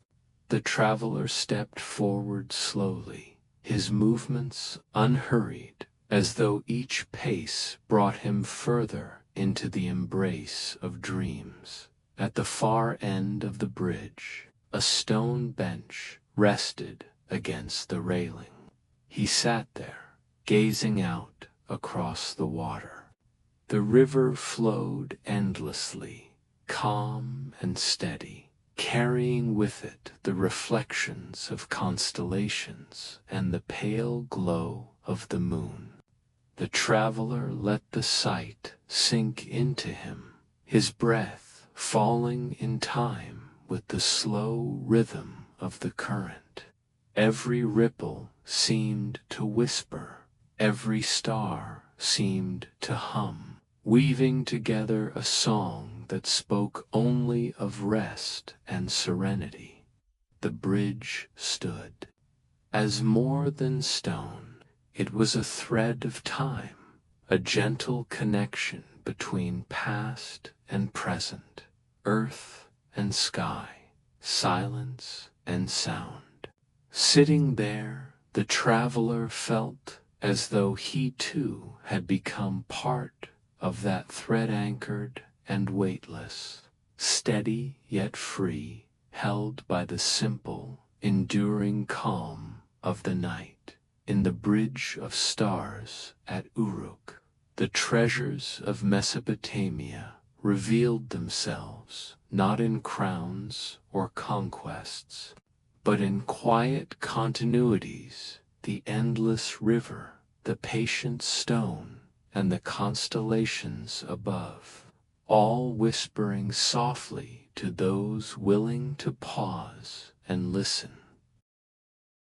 Having crossed the bridge of stars, the traveler entered the heart of Uruk, the city. Though softened by centuries, still seemed to breathe beneath the moonlight. Its streets stretched wide and steady, its walls bearing faint carvings of processions and kings. Yet what drew the traveler most were the courtyards, broad, open spaces framed by colonnades, where silence pooled like water in a fountain. He stepped into the first courtyard, and the hush of night deepened. The air was cool and fragrant, carrying the faint scent of stone, warmed by day and cooled again by the evening. Palm trees swayed gently at the edges, their long shadows reaching across the paving stones. Each step echoed softly, as though the courtyard itself were alive, answering his presence with patient whispers. The traveler paused at the center, where once a fountain had flowed. Though the water was gone, the basin still held the memory of it. Moonlight gathered in the hollow, forming pale silver patterns that shimmered faintly against the smooth stone. He imagined the quiet sound of water falling here, the laughter of children, and the calm conversations of scholars and poets who once gathered beneath the stars. Moving deeper into the city, he found another courtyard, larger than the first. Its colonnades stood tall, their columns weathered but strong. Vines curled delicately around them, their leaves trembling in the night breeze. The traveler walked slowly between the pillars, his hand trailing along their cool surfaces. The faint rustle of leaves blended with the sound of his footsteps, creating a rhythm that felt both ancient and eternal. At the far end, a small alcove opened, revealing a bench carved into the wall. The traveler sat there, gazing out across the courtyard. The space seemed to hold echoes faint, murmurs of voices rising and falling. The distant hum of a lyre, the measured tones of a storyteller weaving words into the air. Though centuries had passed, the courtyards still carried these memories like gentle shadows, soft and soothing. He closed his eyes and allowed the stillness to deepen. The echoes of the past seemed to flow around him, not loud, but steady, like ripples across calm water. He could feel the patience of the stones, the endurance of the columns, the quiet devotion of a city that had once been alive with reverence and art. The courtyards were not empty. They were filled with memory, with silence that spoke louder than any words. When he opened his eyes, the night sky stretched vast above, framed by the colonnades. Stars glittered in the open square, their light falling gently on the paving stones. The traveler breathed deeply, letting the sight. The courtyards of Uruk held no treasure chests, no golden crowns, but they carried something more enduring, a sense of presence, of echoes that softened into lullabies, guiding those who wandered here into rest. Leaving the courtyards behind, the traveler followed a narrow passage that curved gently between the walls of Uruk. The air grew cooler, touched with the faint fragrance of night-blooming jasmine.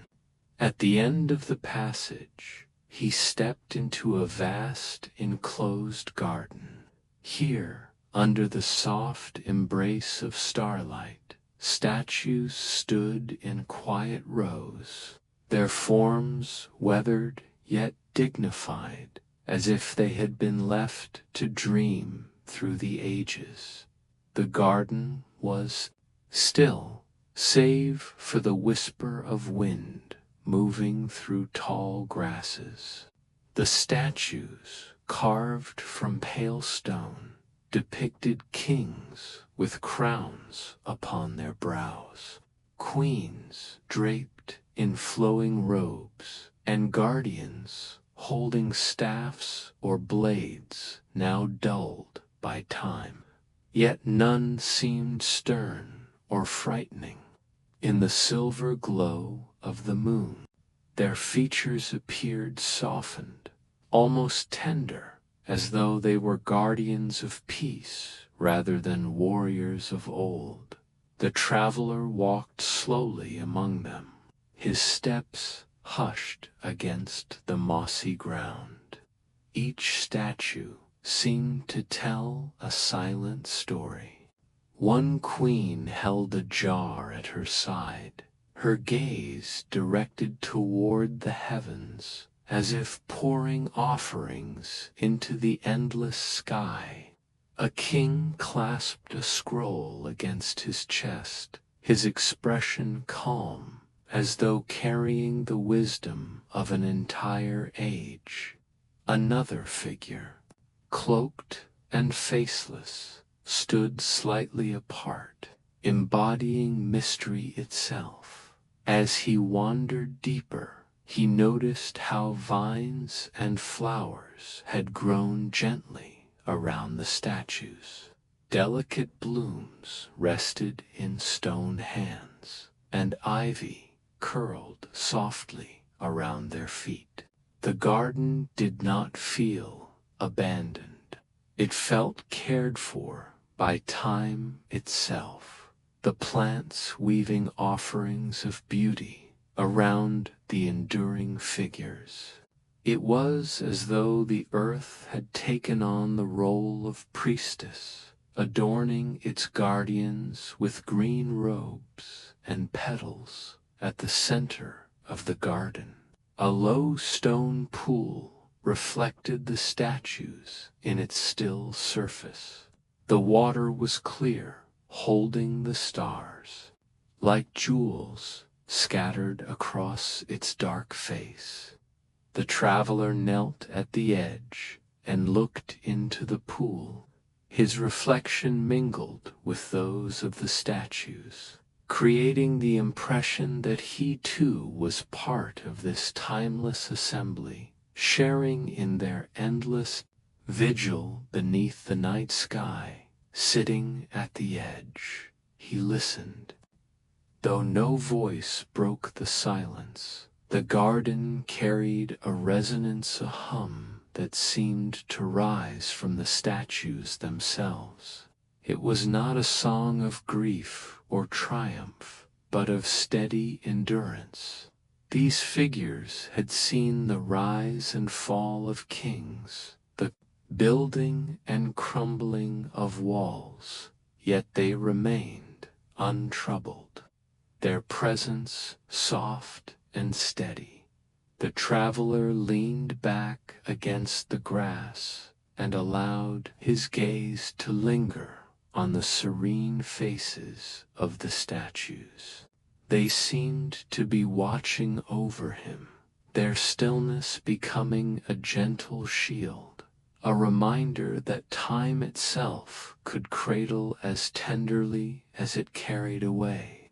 Slowly, his breath matched the rhythm of the garden, the sigh of the wind, the pulse of silence, the quiet patience of stone in the garden of sleeping statues. The lost gold of Mesopotamia revealed itself not as glittering wealth, but as tranquility made eternal in stone. A treasure not to be held, but to be felt, a gift of peace that outlasted every crown, every conquest, every fleeting hour. Beyond the garden of sleeping statues, a tall archway stood, its stones darkened by centuries of wind and rain. The traveler passed through it, entering a hall that seemed to stretch endlessly into the shadows. The air was cooler here, touched with the faint scent of dust and mineral, as if the earth itself exhaled gently through the walls. The hall was vast, yet empty, its ceiling high above, supported by rows of pillars carved with spiraling designs. Each step the traveler took stirred, a soft echo, a sound that lingered for a long moment before fading into silence. Yet the echoes never felt lonely. They returned like quiet companions, repeating his presence back to him, as if the hall itself wished to keep him company as he walked deeper. The light of the moon filtered through small, narrow slits high in the stone walls. The beams fell in pale stripes, cutting across the darkness like ribbons of silver. Dust motes drifted lazily through the light, moving slowly, almost dreamlike, as if time itself had slowed within this sacred chamber. Pausing near one of the pillars, the traveler laid his hand against the stone. It was cool to the touch, smooth in places and worn in others. Closing his eyes, he could almost hear the distant voices of priests chanting, of scribes reading aloud their tablets, of kings speaking words of promise and law. The hall had absorbed all these sounds, and though the centuries had passed, their memory lingered in whispers, faint but steady, carried within the stone dot. Further along, he came to a dais where a throne once stood. Now it was nothing more than a carved block of stone, its seat worn and its arms chipped with time. Yet there was no grandeur, lost in its simplicity. The throne seemed restful, like a guardian who had laid down its duties and chosen peace instead of power. The traveler bowed his head slightly, sensing the still dignity that lingered here. He seated himself on the steps below the dais, listening. The hall responded with echoes his breath, the faint shifting of fabric, the gentle sound of his heart. Each was magnified, drawn out, softened. The hall was not empty, he realized. It was full of presence, of sound made delicate and tender by the patience of centuries. After a while, he began to hum softly, a low note that rose gently in the stillness. The hall embraced it, carrying the sound outward, multiplying it into harmonies that seemed far grander than what he had offered. He stopped, and the echoes lingered like the fading ripples of a stone dropped into water. The traveler smiled faintly, recognizing the hall's gift, the ability to transform even the simplest sound into something eternal. Resting against the cool stone, he let the echoes wash over him, each one a gentle reminder of how even small moments could last, how silence itself could cradle sound until it became part of memory. The hall of whispering echoes was not a place of power or wealth, but of reflection, a sanctuary where the past met the present in a language quieter than words. After resting in the hall of whispering echoes, the traveler followed a narrow passage that led him back into the open air. The night had deepened, yet the city of Uruk glowed faintly ahead, not with fire or torchlight, but with something gentler. As he drew closer, he realized he had entered what once had been a bustling market. The square stretched wide beneath the stars, its paving stones worn smooth by countless footsteps long faded into history. The stalls and awnings had crumbled away, but their outlines remained etched faintly into the ground and walls. What struck him most, however, were the lanterns. They hung from tall posts and doorways, their glass cracked and weathered, but inside each glowed a soft, pale light like fireflies, gathered to keep vigil over the empty space. The traveler moved quietly through the square. The lanterns did not burn with flame, but with a subtle luminescence, as if the stars themselves had descended to dwell in their glass chambers. Their glow spread across the stone, illuminating faint carvings of trade symbols, jars, and ships that decorated the walls of the square. The effect was calming, a soft and steady radiance that asked nothing but silence in return. He imagined how the square must have once sounded the calls of merchants, the laughter of children, the steady rhythm of animals moving with carts. Spices would have perfumed the air, fabrics of every shade would have fluttered in the breeze, and gold coins would have passed from hand to hand with a clink of promise. Now, the echoes of those days had vanished, leaving only the lanterns like guardians of memory. Glowing with patience, at the center of the square stood a stone well.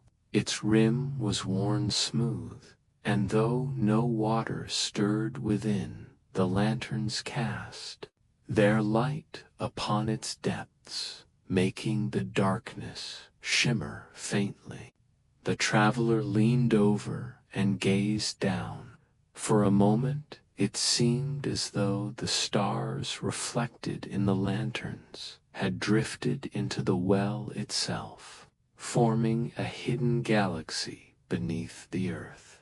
Sitting on the edge of the well, the traveler let the soft glow bathe his face.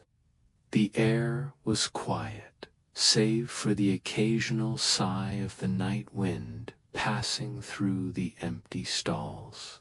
Yet the silence was not heavy. It was soothing, like the pause after a long song has ended, when only the calm remains.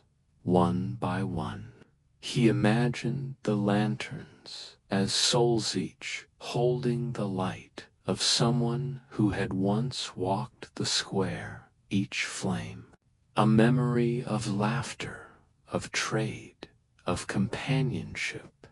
Together they formed a constellation on earth, mirroring the sky above. The traveler felt no loneliness here. Instead, he felt surrounded, as if the city itself had gathered to keep him company in this place of stillness. Closing his eyes, he let the glow seep inward, softening his thoughts until they drifted like smoke into the night. The forgotten market was not empty, it was alive in quiet ways, filled with lanterns that held more than light.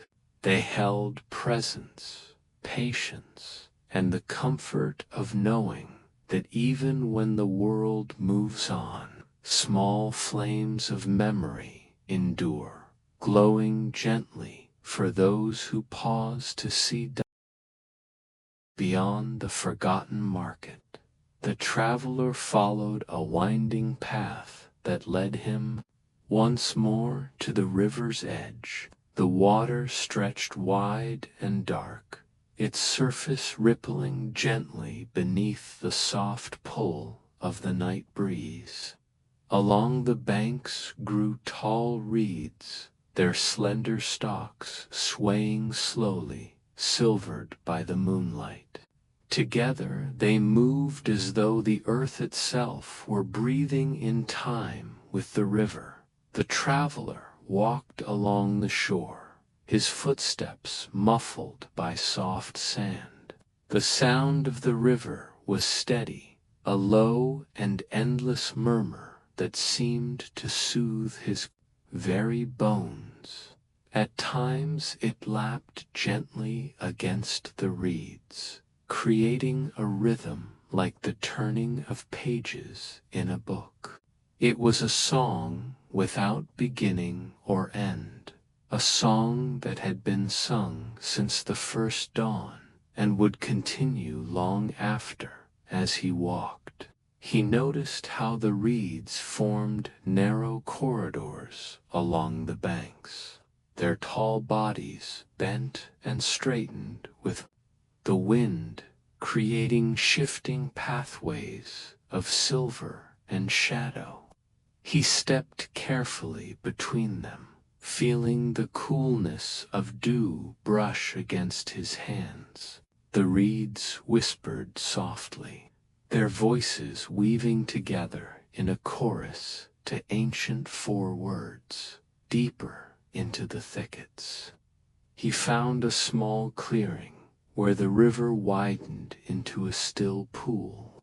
The moon hung directly above it, so that the water seemed to hold a perfect reflection of the sky. The reeds encircled the pool, swaying like guardians around a sacred mirror. The traveler sat at the water's edge, gazing into its depths, where the stars trembled faintly with each ripple. He dipped his hand into the water, and the coolness spread through him like a gentle balm. The ripples moved outward, touching the reeds, which shivered softly in response. For a moment, it felt as though the river and the plants had acknowledged him, welcoming him into their quiet companionship. Leaning back, he listened. The sounds of the night wrapped around him, the steady murmur of the river, the occasional rustle of reeds, the soft flutter of an unseen bird shifting in its nest. Together they formed a lullaby, not made for kings or palaces, but for anyone who had ever sat in silence by a river and listened. He thought of the treasures he had glimpsed, the gold, the statues, the courtyards and halls. Yet here, in the simple presence of water and reeds, he felt a treasure deeper than any jewel, the wealth of stillness, the richness of time stretched slow and kind, the comfort of knowing that the world carried its own rhythm, steady and eternal. Closing his eyes, he let the night fold around him. The reeds whispered like storytellers, the river hummed like a patient harp, and the moon watched with gentle calm from above. In that place, he felt no weight of journeys, no burden of searching, only the peace of being carried softly by The endless flow of water and wind, the river of moonlit reeds, was its own treasure, not bound by myth or legend, but by serenity itself. It reminded the traveler that some riches are not to be found in vaults or tombs, but in the simple, steady beauty of the world when it chooses to rest. From the river's edge, the traveler followed a winding trail marked by broken stones and faint carvings worn smooth with time.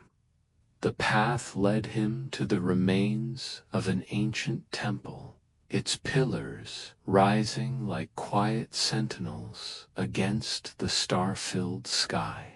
Though roofless and weathered, the temple still held its dignity, standing in serene defiance of the centuries. At the entrance hung bells, dozens of them, small and large, crafted from bronze and silver, their surfaces dulled by wind and rain. They no longer rang as they once must have during rituals and festivals. Instead, they rested in silence, their forms swaying gently in the night breeze without a sound. It was as though the bells themselves had chosen stillness, honoring the passage of time with quiet rather than music. The traveler stepped carefully between the pillars, his footsteps hushed by layers of sand that had drifted into the temple. The air was cool, carrying the faint scent of stone and ancient incense long faded. Moonlight pooled across the floor, spilling through cracks in the walls, painting patterns that shifted slowly with the movement of the night. He paused before the silent bells. Their surfaces reflected fragments of light, creating the illusion of stars scattered within the temple itself. Each one seemed like a vessel holding memories, the songs of priests, the prayers of kings, the laughter of children running through the courtyards. Yet they did not reveal these sounds now. They simply swayed gently, like guardians dreaming in their slumber, sitting upon a fallen pillar. The traveler closed his eyes and listened. At first, he heard only silence. Then, faintly, the temple began to answer him, not with ringing, but with echoes softer than whispers. It was as if the air carried traces of the bells' forgotten voices, weaving them into the stillness. He imagined their tones, deep and resonant from the larger bells, high and delicate from the smaller ones. Together, they must once have formed a chorus that rose to the sky. But here, now, their silence was the song. It wrapped around him like a gentle cloak, reminding him that not all treasures glimmer, not all songs are sung. Some exist in quiet waiting, offering peace instead of grandeur. The traveler leaned back, gazing upward at the sky framed by the temple's pillars. Stars glittered through the open roof, shimmering like unseen bells ringing in the heavens. He realized that the silence below and the music above were not separate. They were parts of the same whole, two halves of a lullaby carried between earth and sky. Breathing deeply, he felt the temple's calm settle into him. The stillness was not empty but full, brimming with patience, with memories too soft for words. The silent bells had given him a gift rarer than sound, the treasure of rest, the wealth of listening to nothing and finding serenity there. When he rose, he touched one of the bells gently. It moved slightly under his hand, swaying, but it made no sound. Yet in that silence he felt its strength. The bell had no need to ring. It had already spoken through time itself. Beyond the temple, the traveler followed a trail that wound across the sands until the air grew cooler, scented faintly, with water and blossoms. At last, he reached an oasis, a quiet refuge hidden within the desert's endless expanse. The moon hung low, its silver glow reflecting on a pool so still it looked like polished glass. Around it grew tall date palms, their fronds swaying softly, casting shadows that rippled gently across the sand. At the water's edge stood stone markers, weathered but proud. Each bore faint carvings of royal names kings who had once ruled vast cities and commanded armies, their deeds sung across the land. Yet here they were remembered not with grandeur, but with peace. Their monuments were simple, their resting place quiet, their names whispered only by the night wind brushing the palms. The traveler knelt beside the pool and cupped his hands to drink. The water was cool, carrying the taste of earth and sky, a flavor so pure it seemed to dissolve the weight of every mile he had walked. As he drank, the ripples spread outward, bending the reflections of palms and stars into soft waves that soon returned to stillness around the pool. Low stone benches formed a circle. The traveler sat upon one, gazing at the water. The silence here was unlike the silence of ruins or empty halls. It was alive with presence, filled with the hum of insects hidden among the reeds, the quiet splash of a fish surfacing, the sigh of the palms shifting overhead. It was a silence that carried life within it, soft and nurturing. He imagined the kings who once came here, not as rulers wrapped in crowns and armor, but as men seeking the same solace, lowering their burdens for a while to sit beneath the palms and listen to the water's song.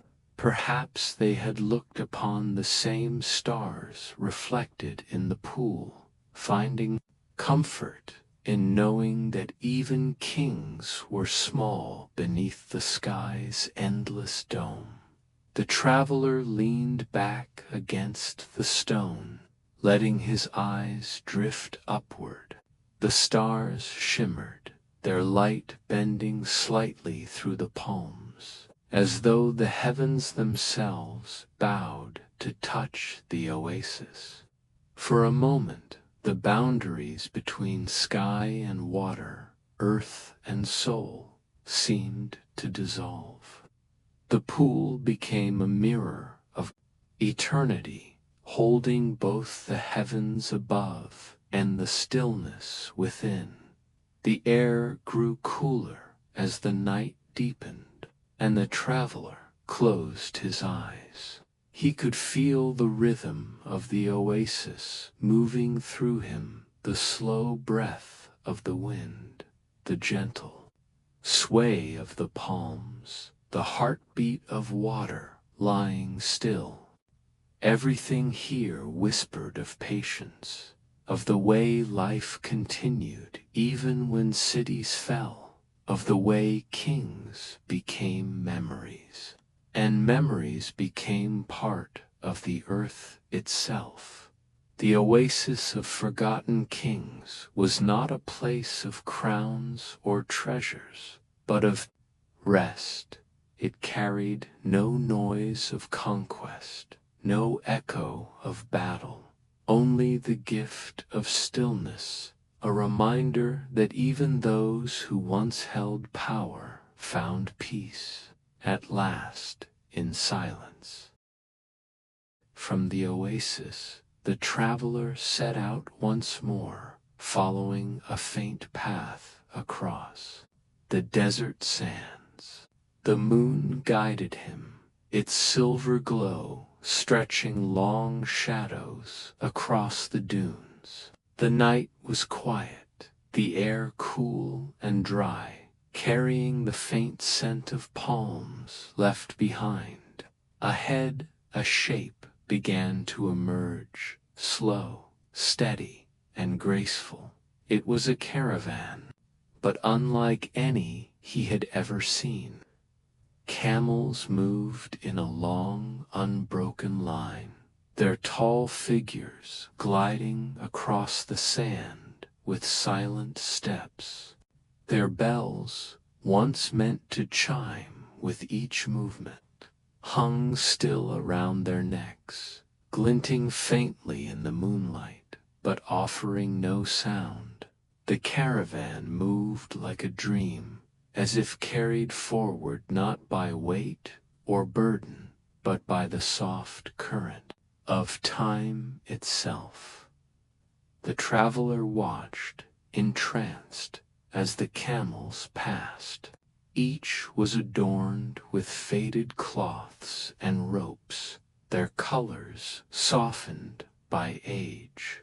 Some carried empty baskets, others bore nothing at all, yet all walked with the same slow rhythm, as if following a path long forgotten by men, but remembered by the desert itself. At the head of the caravan walked a lone figure, cloaked in robes that trailed across the sand.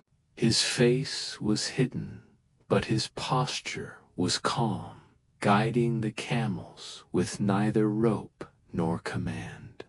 The traveler stepped closer, expecting a greeting, but the figure did not speak. He merely inclined his head in silent acknowledgement, as though inviting the traveler to walk beside him. And so the traveler joined. Together they moved with the caravan, their footsteps blending into the endless hush of the night. The camels' silhouettes swayed gently, their shadows rising and falling like waves across the dunes. Above, the stars shimmered, and for a moment it seemed as if the caravan was not moving across sand at all, but across the sky itself as they walked. The traveler felt his thoughts grow lighter, as if each step carried away some hidden burden. The silence of the caravan was not empty, it was full of companionship, a quiet unity that needed no words. Each camel, each shadow, each star overhead was part of the same rhythm, the same eternal journey. Eventually, the caravan reached a ridge where the dunes fell away to reveal a wide plain bathed in moonlight. There the camels paused, lowering their heads to rest. The robed figure turned slightly toward the traveler, And though no words were spoken, the message was clear. This caravan did not move for trade or conquest, but for remembrance. They were keepers of forgotten paths, guardians of silence, who walked eternally through the desert, carrying with them the memory of journeys long past. The traveler sat upon the sand, watching as the caravan continued on, fading slowly into the horizon, where the dunes met the stars. Their forms grew fainter, dissolving into the silver haze of the night, until only the quiet remained. The desert was still once more, but the traveler felt no emptiness. He carried with him the rhythm of their steps, the swaying of their shadows, the peace of their endless journey. The caravan of silent camels was not a vision of wealth, but of harmony and eternal procession, reminding him that some treasures were not meant to be kept, only to be witnessed and remembered. The caravan faded into the distance, and the traveler pressed onward until the desert gave way to stone. Rising from the earth ahead was a great structure half buried in sand, its doorway framed by weathered carvings of suns and stars. Drawn by quiet curiosity, he stepped inside, and the air shifted, cool, still, yet alive with a faint glow. The chamber was vast, its walls etched with symbols of fire, light, and rebirth. Along the floor stood tall bronze braziers, their surfaces worn by centuries, yet each held a flame. The fire did not flicker wildly, but burned in steady silence, casting a golden radiance that warmed the cool air. There was no smoke, no scent of oil or ashenly, the calm, endless light. The traveler moved slowly between the braziers, his shadow stretching long across the floor. The flames leaned toward him gently as he passed, as though greeting him. Their glow reflected in his eyes, softening the lines of his face. He realized these fires had been burning for countless years, tended by no hands, needing no fuel. They were eternal. Its surface rippled faintly, though no wind stirred. Gazing into it, the traveler saw not his own reflection, but shifting images, the coronations of kings, processions of priests carrying torches, families gathering around hearths. The flame carried memory, each spark a story from long ago woven together in endless brilliance. The traveler reached out, hesitant, and held his hand above the basin. The warmth rose to meet him, not scorching, but soothing, like the comfort of sunlight on a cool morning. In that warmth, he felt his heartbeat slow, his breath deepen. The flame seemed to draw away weariness, replacing it with stillness and clarity. He seated himself upon the stone floor, surrounded by the circle of glowing braziers. The light wrapped around him like a cloak, steady and patient. The chamber hummed softly, not with sound, but with presence, a vibration that seemed to arise from the flames themselves. It was the hum of endurance, of time that stretched unbroken, of life that continued even when empires fell. Closing his eyes, the traveler listened inwardly. The flames carried no words, but they told their story in silence, the treasure of continuity, of light that endures without faltering. It was not the gold of kings or the jewels of merchants, but something purer, the wealth of persistence, the quiet gift of warmth that asks nothing in return.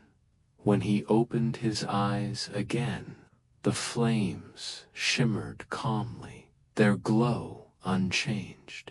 He understood now that the chamber of eternal flames was not meant to impress with grandeur. It was meant to soothe, to remind all who entered that there was strength in patience, beauty in stillness, and treasure in light that endures quietly through. The ages rising slowly, he bowed his head to the flames before stepping back toward the doorway. The chamber did not change, did not demand. It simply remained eternal in its watch, burning with a calmness that would linger in him long after he left. Leaving the chamber of eternal flames, the traveler stepped once more into the cool night. Above, the stars still shimmered in their eternal dance, and the dunes lay hushed, as though guarding the secrets he carried. Yet, as he walked along the ridge, he noticed something unusual: a narrow stairway carved directly into the stone, leading downward into the heart of the earth. The steps were shallow, weathered smooth by centuries, and lined with faint inscriptions, in languages no longer spoken. Some characters had faded almost entirely, while others glowed faintly under the moonlight, as if touched by starlight itself. Drawn forward, the traveler began his descent. Each step echoed softly, not loudly, but like a sigh, as if the stairway remembered every foot that had ever passed upon it. The sound was not sharp, it was muted and gentle, blending seamlessly with the stillness of the night. He paused once, closing his eyes, and in the quiet he thought he could hear faint voices, the laughter of children, the murmur of prayers, the rhythm of songs sung by those who once descended here long ago. The stairway wound deeper, and with each turn the air grew cooler, carrying with it the faint scent of clay and mineral stone. Shadows lengthened along the walls, shaped not by any torch, but by the memory of light that had once filled these passages. The traveler did not feel fear, only a deep calm curiosity, as though each step carried him further into a place of rest rather than danger. At last the stairway opened into a long hall carved entirely of stone. The ceiling arched high, its surface adorned with faded murals of kings seated upon thrones, queens wearing crowns of stars, and priests raising offerings to the heavens. Though much of the paint had worn away, enough remained to give the hall a sense of quiet dignity. The traveler walked slowly, his footsteps softened by dust that had lain undisturbed for centuries. On either side of the hall were tall recesses carved into the stone, each containing a vessel or relic. Some held fragments of pottery, others golden chalices, and still others objects so weathered they seemed part of the stone itself. None were guarded, none were claimed. They rested here in silence, treasures not of wealth but of memory. At the far end of the hall stood another stairway, narrower and steeper, disappearing into shadow. The traveler paused there, sensing the weight of echoes behind him. He turned and listened once more, and again he heard them not clearly, but like whispers blending into the rhythm of the air. It was not unsettling. It was gentle, as if the past itself breathed quietly around him, reminding him that though empires crumble, their echoes remain. He sat for a while upon the last step, letting the stillness surround him. The stairway of forgotten echoes was not a place of fear, it was a passageway of remembrance, carrying forward the soft resonance of lives once lived. No single voice was clear, yet together they formed a harmony, a quiet chorus that lulled him toward rest. When at last he arose, the traveler placed his hand upon the cool stone wall in silent thanks. Then, with unhurried steps, he began his descent into the deeper shadows below. The traveler descended further down the stairway of forgotten echoes, until at last the air began to change. The coolness grew softer, touched with a faint fragrance, sweet, unlike the stone and dust he had expected. The shadows gave way to a gentle glow, and before him opened a hidden garden, blooming beneath the earth. The chamber was vast, its ceiling lost in darkness, though dotted with faint lights that resembled stars. From the ground rose slender trees, with silver bark, their leaves glimmering faintly as if brushed with dew.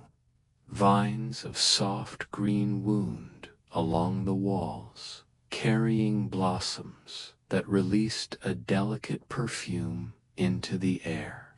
Pools of still water lay scattered across the garden, their surfaces mirroring the shimmering leaves, and faint star-like lights above. The traveler walked slowly, each step sinking softly into the moss that blanketed the ground.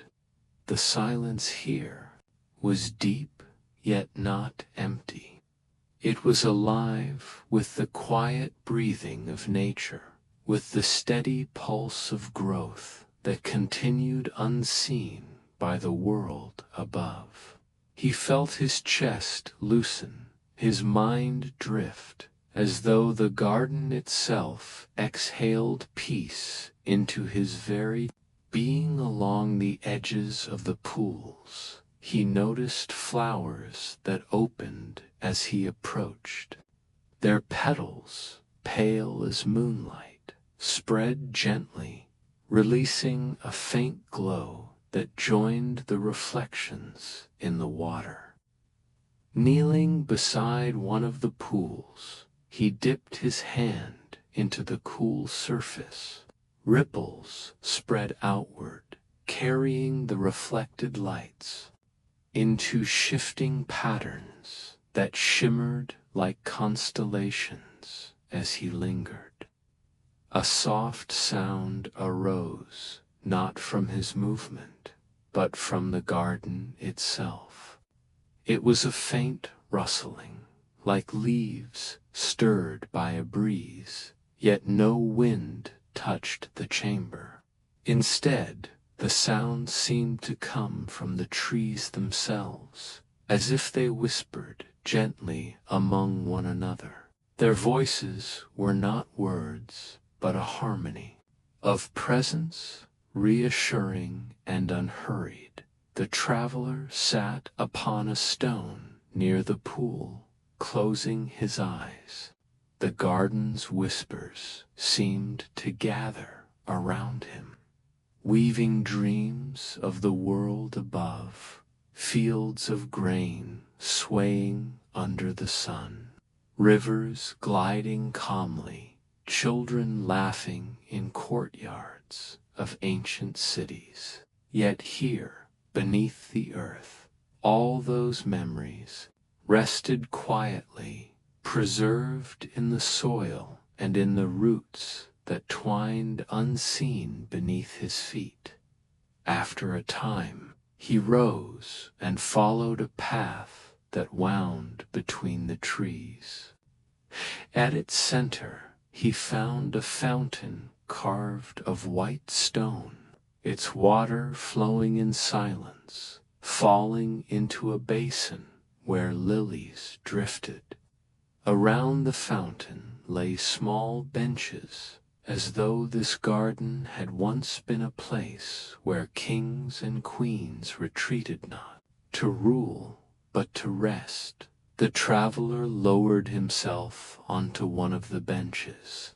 He felt no urgency to move, no need to seek further treasure. Here, the treasure was life itself, quietly enduring, quietly thriving.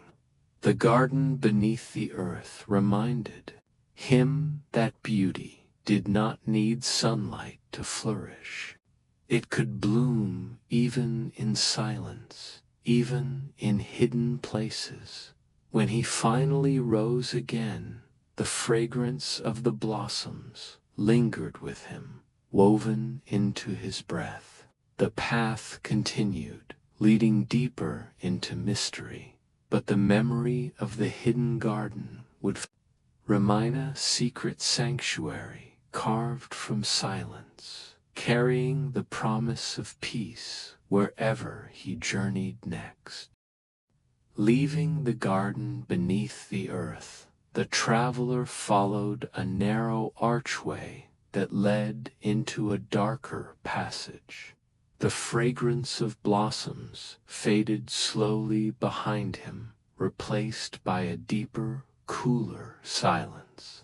The corridor widened into a vast hall, its ceiling vaulted high above, its walls carved with solemn reliefs of crowns, scepters, and thrones. The air here was different, not heavy, but hushed, as though the hall itself slept. At the center of the chamber stretched a long stone platform, and upon it lay carved effigies of kings. Each figure rested with eyes closed. Across the chest, their crowns resting lightly upon their brows. The stone had been shaped with such care that the faces seemed to breathe, their stillness not lifeless but serene, as though they slumbered rather than passed away. The traveler moved slowly between them, his steps softened by the smooth floor. At each effigy's base, offerings had once been placed: jars of oil, fragments of gold, faded wreaths of laurel. Though the treasures had grown old, the atmosphere around them remained sacred. It was not a place of mourning but of rest, where rulers who once bore the weight of crowns now lay in timeless peace. He paused at one figure, whose crown was adorned not with gold, but with a band of carved stars. The king's face was calm, lips curved faintly as if in gentle remembrance. The traveler thought of the burdens these kings had carried, their battles, their counsels, their endless decisions for their people. And yet here, in the stillness of the hall, those burdens were gone. Their crowns no longer commanded power, but lay quietly, symbols of journeys completed. As he walked deeper into the chamber, the silence began to shift. It was not broken, but filled with a faint resonance, a soft hum that echoed from the stone walls. The traveler closed his eyes and listened, and he felt it was the dream of kings. Not words, not commands, but a harmony of rest. They slept, not in solitude, but in unity, their presence blending into the same eternal rhythm. Drawn to the far end of the hall, the traveler found a single throne carved of alabaster.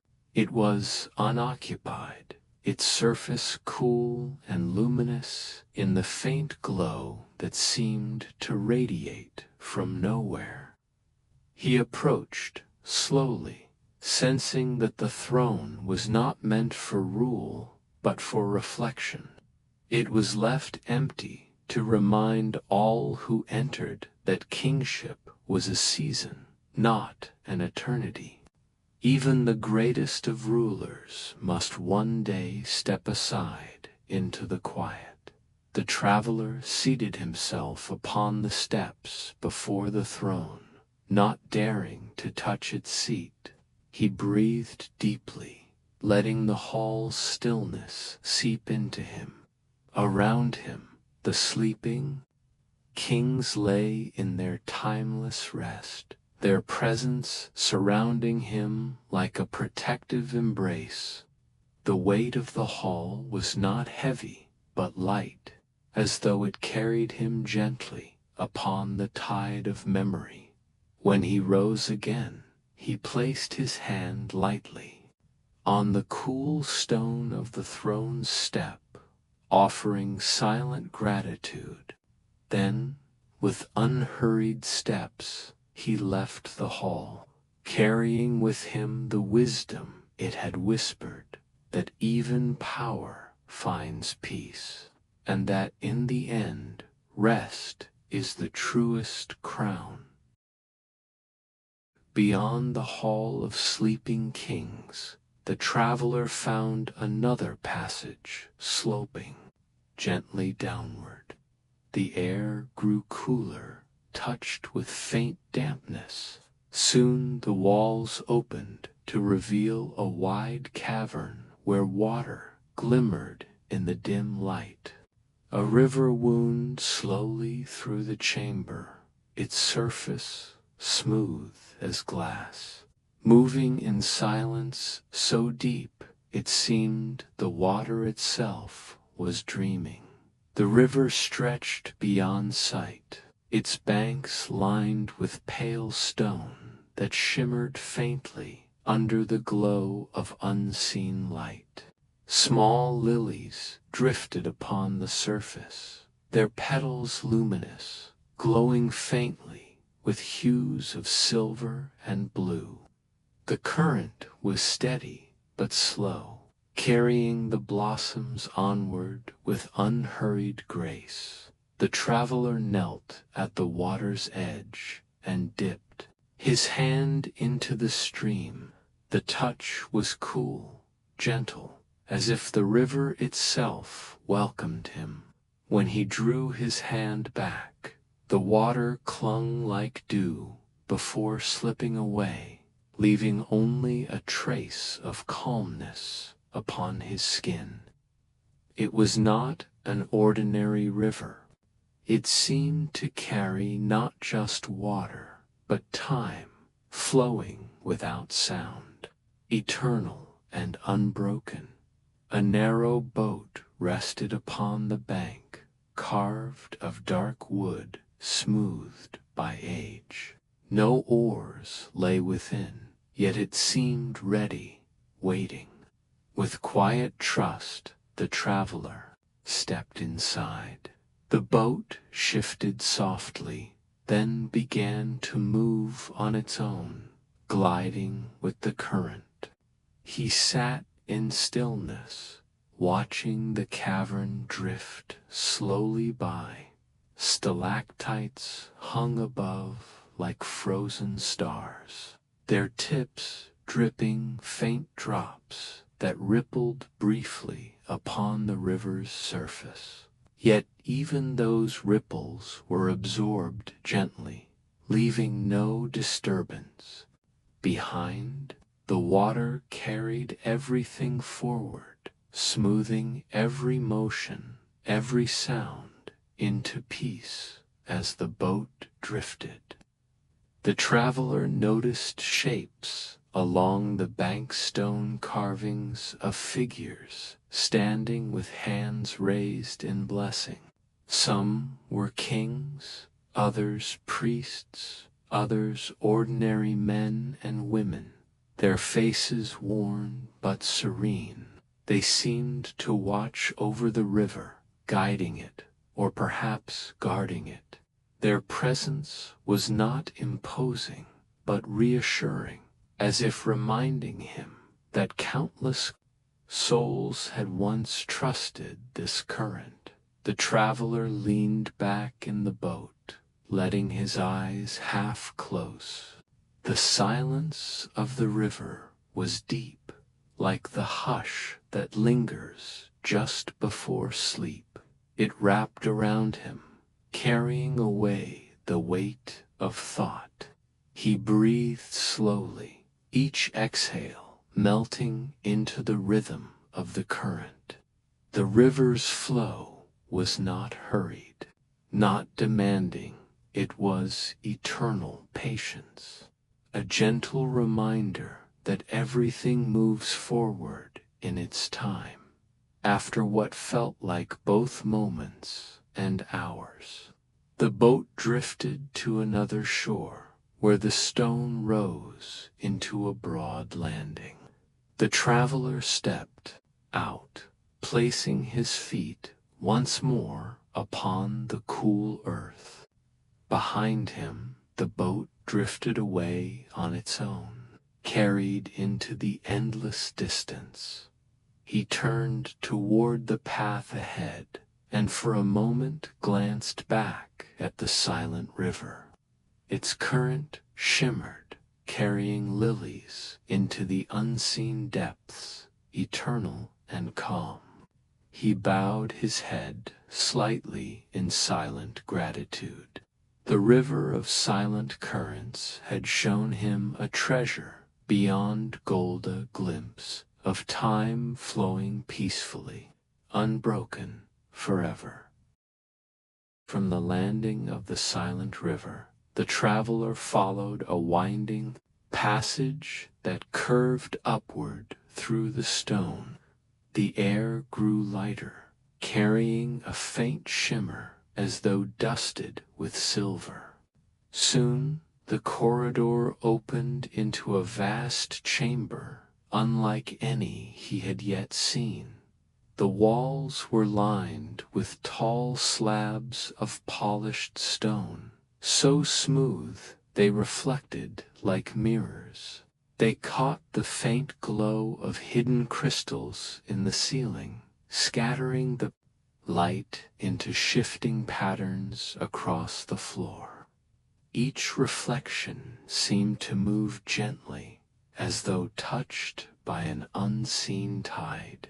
It was a hall of mirrors, but not of vanity here. The reflections were softer, gentler, filled with stillness. As the traveler stepped forward, his figure appeared upon the stone, yet the image was not sharp. It shimmered like moonlight upon water. In one reflection, he appeared older, with hair silvered and eyes filled with quiet wisdom. In another, he seemed younger, his face bright with hope. Each mirror showed not the present alone, but the many selves he had carried and would carry, the paths of memory and possibility woven together. He paused before one slab where his reflection was surrounded not by himself alone, but by faint outlines of others, kings in robes, queens in jeweled crowns, artisans with tools in hand, children at play. They stood behind him in the reflection, not as ghosts, but as companions, as if reminding him that every life was part of a greater whole. Moving further into the chamber, the traveler found a pool of still water at its center. Its surface mirrored the ceiling where crystals glowed like stars. When he gazed into it, the reflection was not of his body, but of the desert above the endless dunes under moonlight, the caravan of camels, the river winding across the plain. It was as though the pool held the world within its depths, a mirror not of self, but of all existence. He knelt at the pool's edge and dipped a hand into the water. Ripples spread outward, blurring the reflections into shimmering waves. The light scattered gently, then slowly returned, settling into clarity once more. The water carried no judgment, no permanence. It reflected what was, then let it go, restoring, calm in its own time. Seating himself upon the smooth stone beside the pool, the traveler closed his eyes. Around him, the chamber of moonlit mirrors breathed softly, filled with reflections of past, present, and future. It was not a place of answers, but of acceptance, a place where all versions of life, youth, and age, triumph and loss, solitude and companionship could rest side by side without conflict. When he finally rose, the mirrors reflected him once more. This time, he saw not the many selves, but only one him, as he was in that moment, calm, steady, and whole. The chamber had shown him that he was not scattered, but complete, that every path, every reflection, was part of the same endless story. With a final glance at the pool, the traveler bowed slightly, then turned to the passage beyond. The soft light followed him as he departed, fading gently into the stone behind him. The passage from the chamber of moonlit mirrors sloped upward until, at last, the traveler emerged into open air once more. The night sky stretched vast above him, filled with stars shimmering like ancient lanterns. Before him lay a hidden valley, cradled between tall cliffs. Moonlight poured gently into its depths, bathing the land in silver glow. As he descended the slope, he noticed the valley was filled with statues. They stood in long rows, carved from stone, their figures worn yet dignified. Some were kings with crowns resting upon their brows. Others were queens draped in flowing robes. Many were ordinary figures, merchants, farmers, children captured in stillness, their faces lifted toward the sky. The traveler walked slowly between them, his steps muffled by soft sand. Though the statues were silent, the valley carried a faint sound like the quietest of whispers. It was not the wind, nor the movement of stone. It seemed to rise from the statues themselves, as though they breathed in unison with the night, pausing before one figure, a woman with hands clasped gently at her chest. The traveler closed his eyes. The whisper grew clearer, not words, but a tone, a soft vibration that settled into him like the murmur of a lullaby. It was the voice of memory, the echo of lives lived long ago. The valley stretched wide, and as he continued, he saw that every statue faced the same direction, toward the eastern horizon, where a faint glow of dawn lingered just below the edge of night. It was as if the statues waited, not in sorrow, but in hope, gazing endlessly at the promise of light yet to come. In the valley's center, he found a circle of taller statues surrounding a low stone altar. Upon the altar lay no offerings of gold or jewels, but simple carvings of animals, seeds, and tools.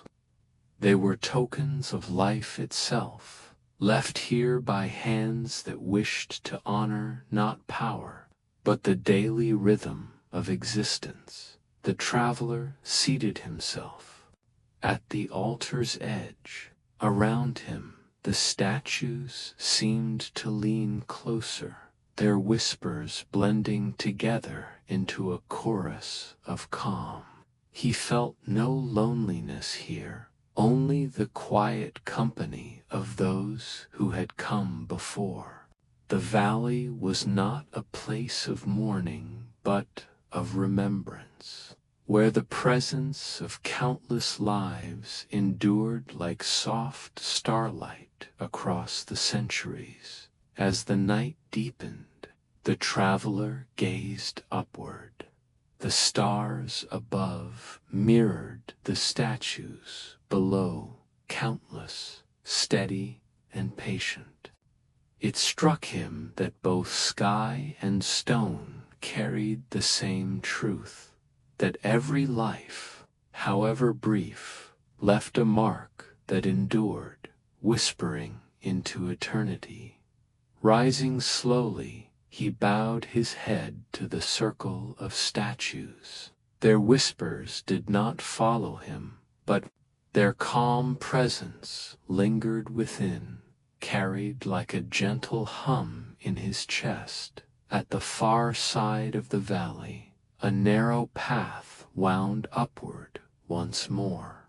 The traveler began to climb, leaving behind the valley of whispering statues, but not its gift, for he carried with him the quiet reminder that all voices, no matter how soft, become part of the great harmony that endures through time. The traveler climbed the narrow path out of the valley of whispering statues, his steps unhurried, his breath steady. At the ridge's crest, the land opened before him into a vast plateau. From its edge stretched a bridge of stone, narrow yet strong, arching far across a gulf so deep that even moonlight could not reveal its bottom. The bridge shimmered faintly, as though dusted with starlight. As the traveler placed his foot upon it, the surface responded with a soft glow, each step awakening tiny sparks that flared and faded like fireflies. Looking upward, he saw the night sky mirrored in the bridge, as if earth and heaven were joined in this single span. The gulf below was silent, vast, and immeasurable. It did not feel threatening, but infinite, like the space between dreams. The traveler continued, the steady rhythm of his footsteps blending with the hush of the night. Each spark beneath his feet reminded him that the path was alive, that it carried him not just across distance, but through memory and wonder. Halfway across, he paused. The wind drifted softly around him, carrying no chill, only the fragrance of the desert beyond. He leaned upon the bridge's side, gazing into the gulf below. There, faint reflections stirred not of rock or sand, but of entire cities shining. Towers, processions of kings, caravans moving endlessly across golden plains. The gulf seemed to hold every vision of Mesopotamia that had ever been, preserved in silence, far beneath the stars. The traveler closed his eyes and listened. In that stillness, he felt the presence of those who had walked this bridge before. Their footsteps lingered like echoes, not heavy, but reassuring. The bridge had carried countless souls, and it carried him now with the same quiet patience. He resumed his journey, the sparks beneath his feet guiding him onward. The bridge grew brighter as he neared the far side, as though encouraging his steps. At its end stood two stone pillars carved with constellations. Their surfaces glowed faintly, stars etched in patterns that mirrored the sky above. Passing between them, he felt as though he had stepped not just across distance, but across time itself. Beyond the bridge lay a wide plain, bathed in silver light. The sand stretched smooth and endless, reflecting the stars above, until earth and sky seemed one. The traveler paused to look back, and for a moment the bridge shimmered like a ribbon of pure starlight, suspended between heaven and earth, before dimming once more into stillness.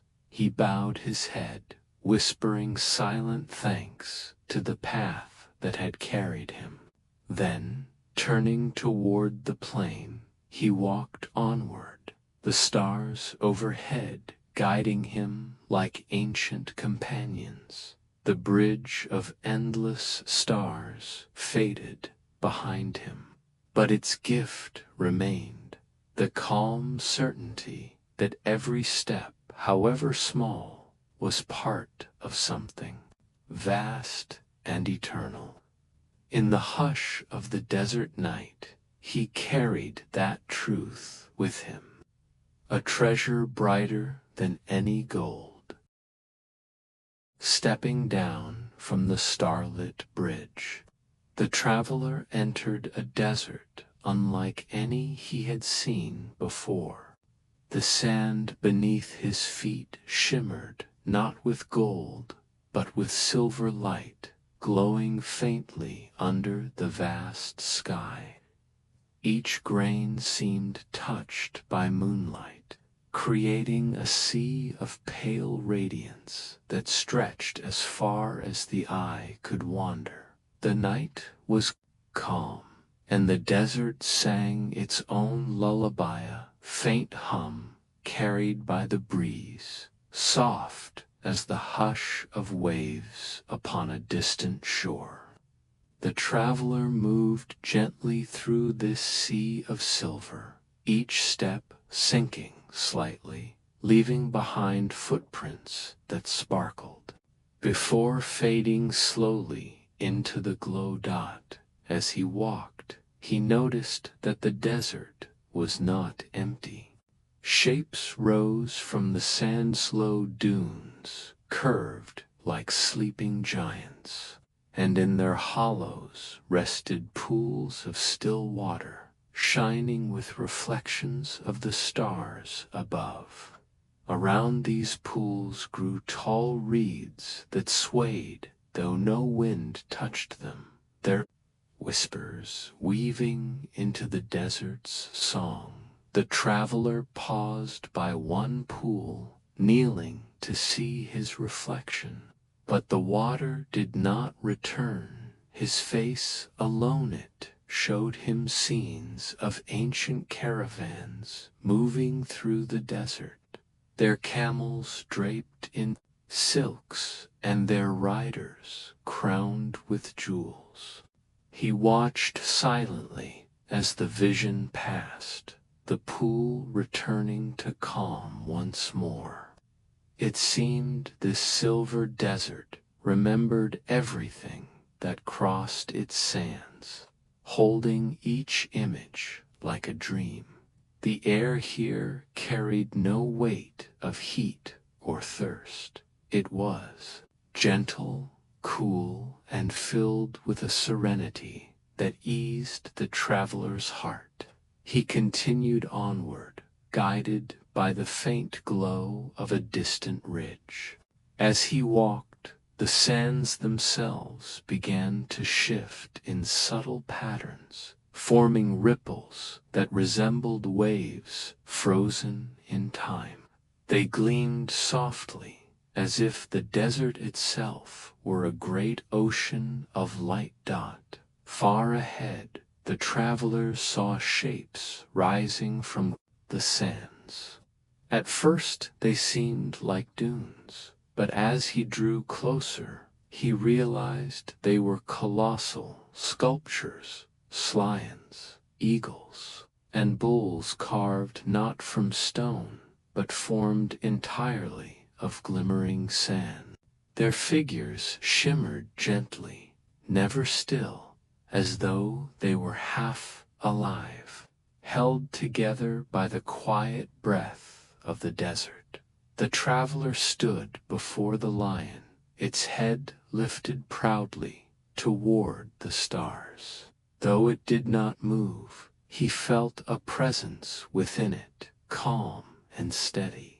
The silver desert was not a place of emptiness, it was a realm of guardians, shaped by memory, protecting the quiet treasure of time itself. He bowed lightly to the silent creatures before continuing his path. As he walked on, the desert grew quieter still, until only the sound of his own footsteps accompanied him. The horizon glowed faintly, promising another hidden place beyond these sands. In the heart of this desert, the traveler felt no fear, no weariness, only the slow rhythm of his steps, the endless shimmer of light, and the deep calm that settled over him like a blanket. The desert of silver sands was not a trial, but a gentle passage, carrying him further into the mystery, further into the dream. At the edge of the silver sands, the traveler reached a ridge where the dunes dipped into a hidden hollow. What lay below took his breath gently away. A secret garden spread wide beneath the desert, lush and green, glowing faintly as though nourished by moonlight itself. He descended carefully, the air becoming cooler with each step. Palm trees swayed softly, their leaves shimmering like polished emeralds. Streams of clear water wound through the hollow, glistening under the stars, and flowers of pale blue and violet grew in abundance along their banks. The garden carried the scent of jasmine, sweet and calming, mingling with the quiet song of flowing water. Birds with feathers of silver and gold rested upon the branches, silent yet radiant, as if carved from starlight. When the traveler passed, they turned their heads to watch, but made no cry. Their stillness was not lifeless, but reverent, as if they too honored the deep hush of this hidden place. As he wandered deeper, he came upon a grove where stone benches circled an ancient well. The well was carved with symbols of the moon and stars, its edges smooth from countless hands that had once drawn water here. Leaning over, he peered into its depths. The water within reflected not only the stars above, but also visions of gardens, long past grand courtyards filled with fountains, shaded by hanging vines, where kings and queens once sat in quiet council.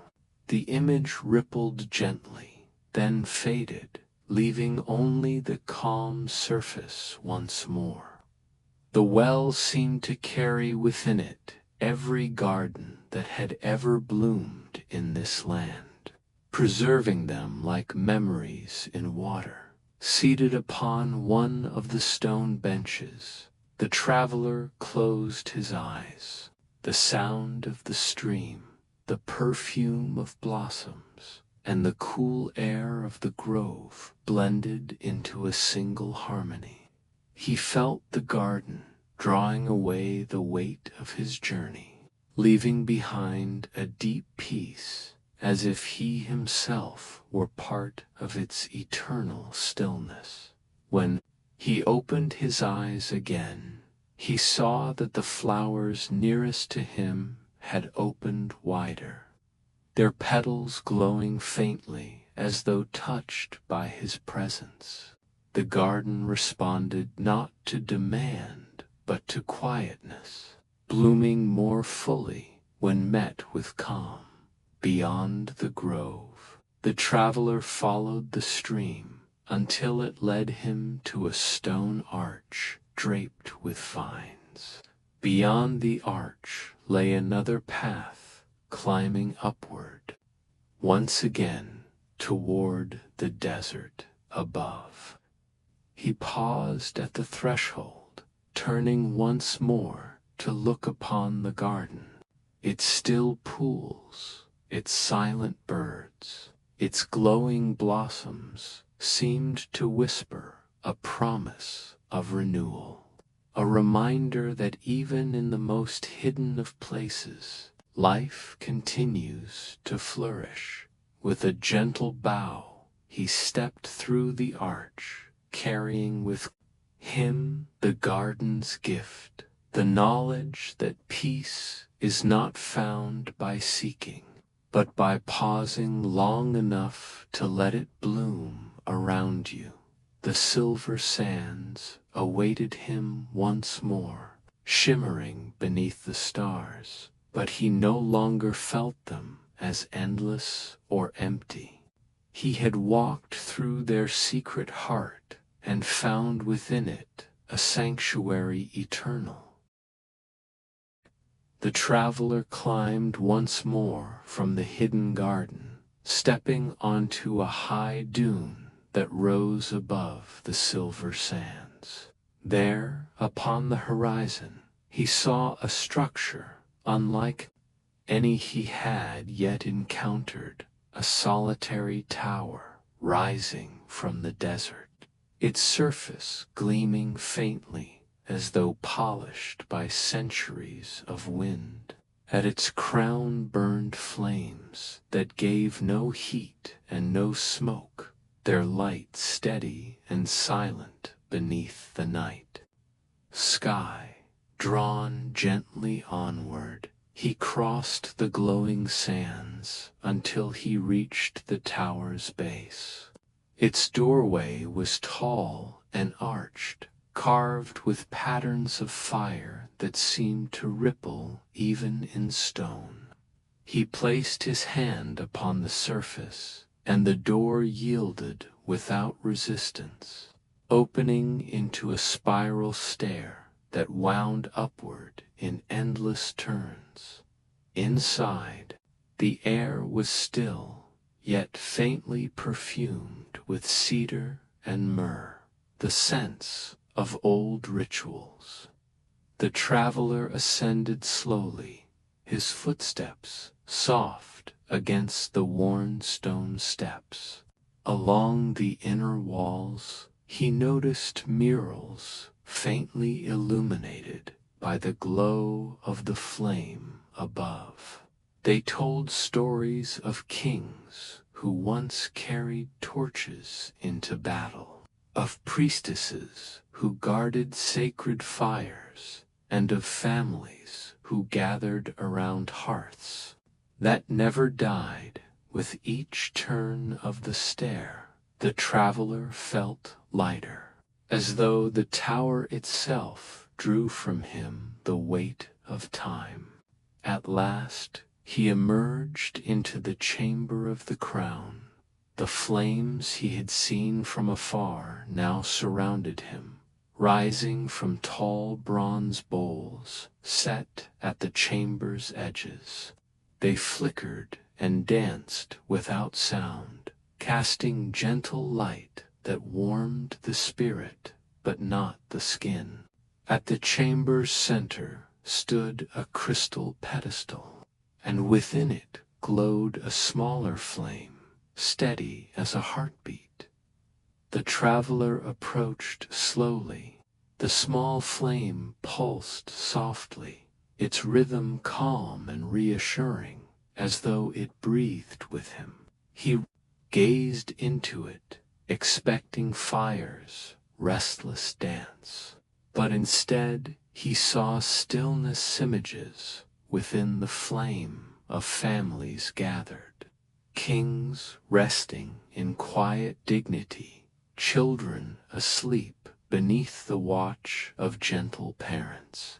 This was not fire of destruction, but of continuity, the silent flame that passes from one life to another, carrying warmth through endless generations. He knelt before the pedestal, not in worship but in acknowledgement. The flame flickered once, and in its glow he felt himself surrounded by those who had tended fires before him. They were countless, their hands passing torches through time, each one ensuring that the light would not vanish into darkness. For a long while he remained there, his breath steady, his mind quiet. The tower did not ask him to take the flame, nor did it burden him with its secrets. It simply offered its presence, a reminder that some lights burn not for spectacle, but for endurance. When he rose again, the silent flames seemed to bow with him, dimming slightly as he turned toward the stair. His descent was lighter, the murals along the walls now glowing more warmly, as though the stories themselves had recognized his passing. Stepping out once more into the desert night, he looked back upon the tower. Its crown flame burned steady and calm, visible for miles, yet utterly soundless. He knew it would continue long after his journey, a quiet guardian of memory and light. With the desert stretching wide before him, he set out once more, the gift of the silent flame glowing softly within his heart. Beyond the tower of silent flames, the traveler entered a stretch of desert where the sands shifted constantly under the touch of the wind.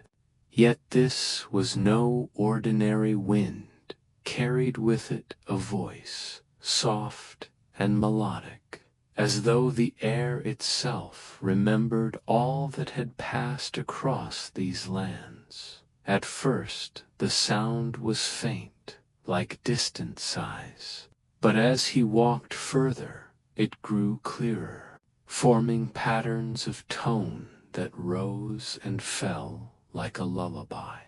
The sands seemed to ripple in response, creating flowing shapes, spirals, waves, and even faint figures that dissolved before they could fully form. The traveler paused, closing his eyes. The wind brushed against his face gently, carrying not only sound but memory. In its voice he heard the echoes of ancient marketplaces, filled with laughter and the calls of merchants. Then the whispers of caravans moving through the desert, bells chiming softly from the necks of camels. And beyond that, the distant murmur of royal courts, where decisions were made in voices calm yet firm. When he opened his eyes, the desert before him shimmered with faint illusions. He saw outlines of tents rising and fading, of fires glowing, of people gathered in circles, telling stories beneath the same stars he now walked under. The wind was not a trickster, was a keeper, carrying the memories of all who had passed.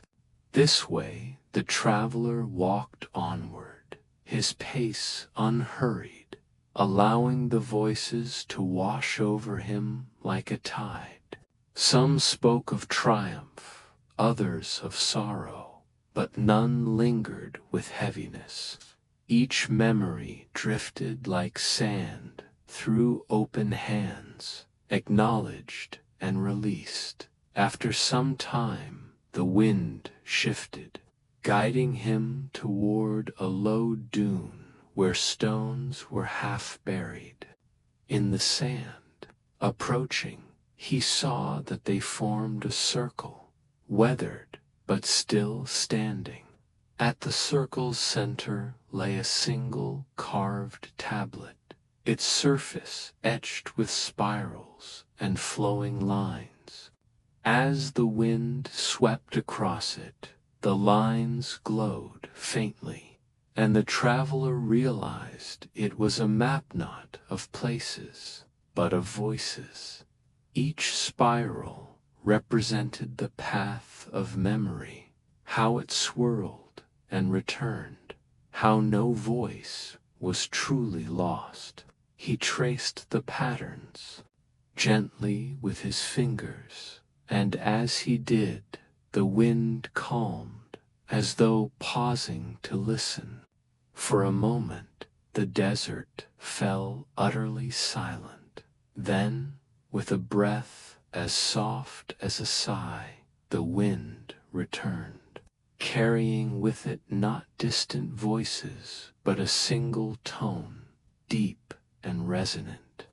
It was not sorrowful, nor joyful it was steady like the earth, itself breathing. The traveler understood then, the wind did not remember to cling, but to carry. It bore every voice lightly, ensuring none were forgotten, yet allowing all to move on. He rose from the stone circle, the wind brushing gently against him as though bidding him farewell. The illusions faded, the voices softened, and the desert became once more a wide expanse of glowing silver sand beneath the stars. Yet the traveler carried within him the gift of the wind, the quiet knowledge that every life, every word, leaves an echo that joins the great song of time as he walked. Onward, the breeze followed for a little while, then slipped away into the night, its song continuing beyond the horizon.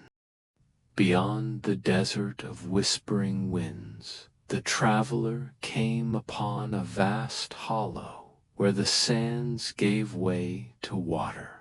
Before him stretched a lake so still, so clear, that it seemed less like water and more like a mirror laid upon the earth.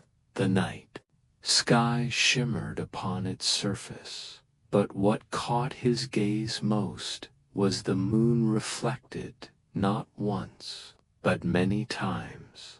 The lake was filled with moons, some small and round like pearls, others large and glowing with silvery fire. They drifted upon the water's surface as though asleep, their light pulsing gently, like the rhythm of a heartbeat. The air around the lake was soft and cool, and every breath the traveler took seemed to ease his body, as if the lake itself exhaled calmness. He stepped closer, the sand giving way to smooth stone at the water's edge. Kneeling, he reached down, and his fingers skimmed the surface. Ripples spread slowly, yet the moons did not scatter. Instead, they shifted gracefully, their reflections bending into soft arcs that joined together like threads of silver silk. The traveler followed the edge of the lake, listening to its silence.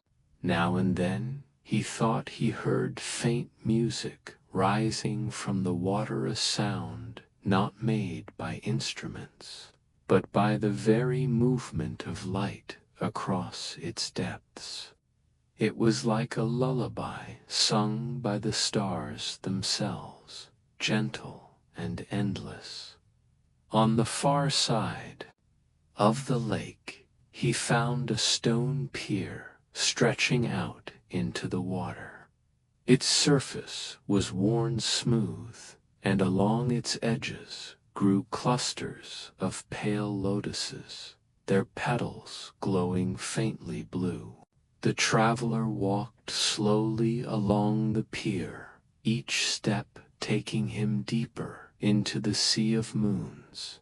At its end, he sat down, legs folded, hands resting upon his knees. The moons drifted closer, as though drawn to him, circling softly around the pier.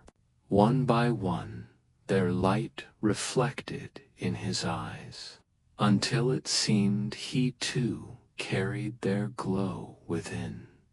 The traveler felt himself growing lighter, his thoughts unfastening from the weight of time. The lake did not erase memory, but softened it, allowing every sharp edge to dissolve into calm ripples. Here, sorrow found no place, joy needed no voice, there was only stillness, vast and eternal. Looking upward, he saw the real moon shining above, serene and whole, watching over its many reflections. Below, he realized then that the lake was not merely water, it was a vessel of dreams, where fragments of the moon rested each night, sleeping upon the water until called back to the heavens at dawn. For a long while he remained upon the pier, breathing. With the lake's slow rhythm, the moons drifted nearer still, their glow surrounding him like a gentle embrace. When at last he arose, the moons shifted once more, parting to clear his path, their light shimmering in quiet farewell as he stepped back onto the shore. The traveler felt renewed, as though the stillness of the lake now flowed within him. He turned once more to look upon the drifting moons, their gentle glow filling the night, and carried with him their gift of peace deeper than sleep. Leaving behind the lake of sleeping moons, the traveler followed a winding path through low hills of silver sand. Soon the landscape changed. The dunes fell away to reveal ruins, vast and graceful, bathed in moonlight. It was a city, long abandoned, yet still standing in quiet majesty. The city was unlike any other. Its streets were broad and paved with smooth stone that gleamed faintly beneath the stars. Along either side rose arches, hundreds of them tall and slender, carved from pale stone that glowed with a soft inner light. They stood in rows, one after another, stretching endlessly into the distance. Some were plain, others etched with delicate patterns of vines, constellations, and flowing script. As the traveler stepped beneath the first arch, he heard a soft echo of his footsteps, carrying farther than seemed possible. When he spoke a word, it too echoed, not harshly, but as though whispered back by countless voices. The city seemed alive, responding gently to every sound with its own soft reply. He wandered slowly down the central avenue, moving beneath arch after arch. Each seemed to hold a memory, and the echoes changed as he passed. Under one, he heard laughter light and joyful, as if children had once played here. Beneath another, he heard the solemn rhythm of chants, as though priests had sung beneath its curve long ago. The traveler paused often, listening. The echoes were not bound to sorrow or joy. They were simply fragments of life, preserved in the very stones. The city was a great chorus of memory, where every voice remained part of the whole, deeper within the ruins. He came to a plaza where 4 colossal arches stood together, forming a circle.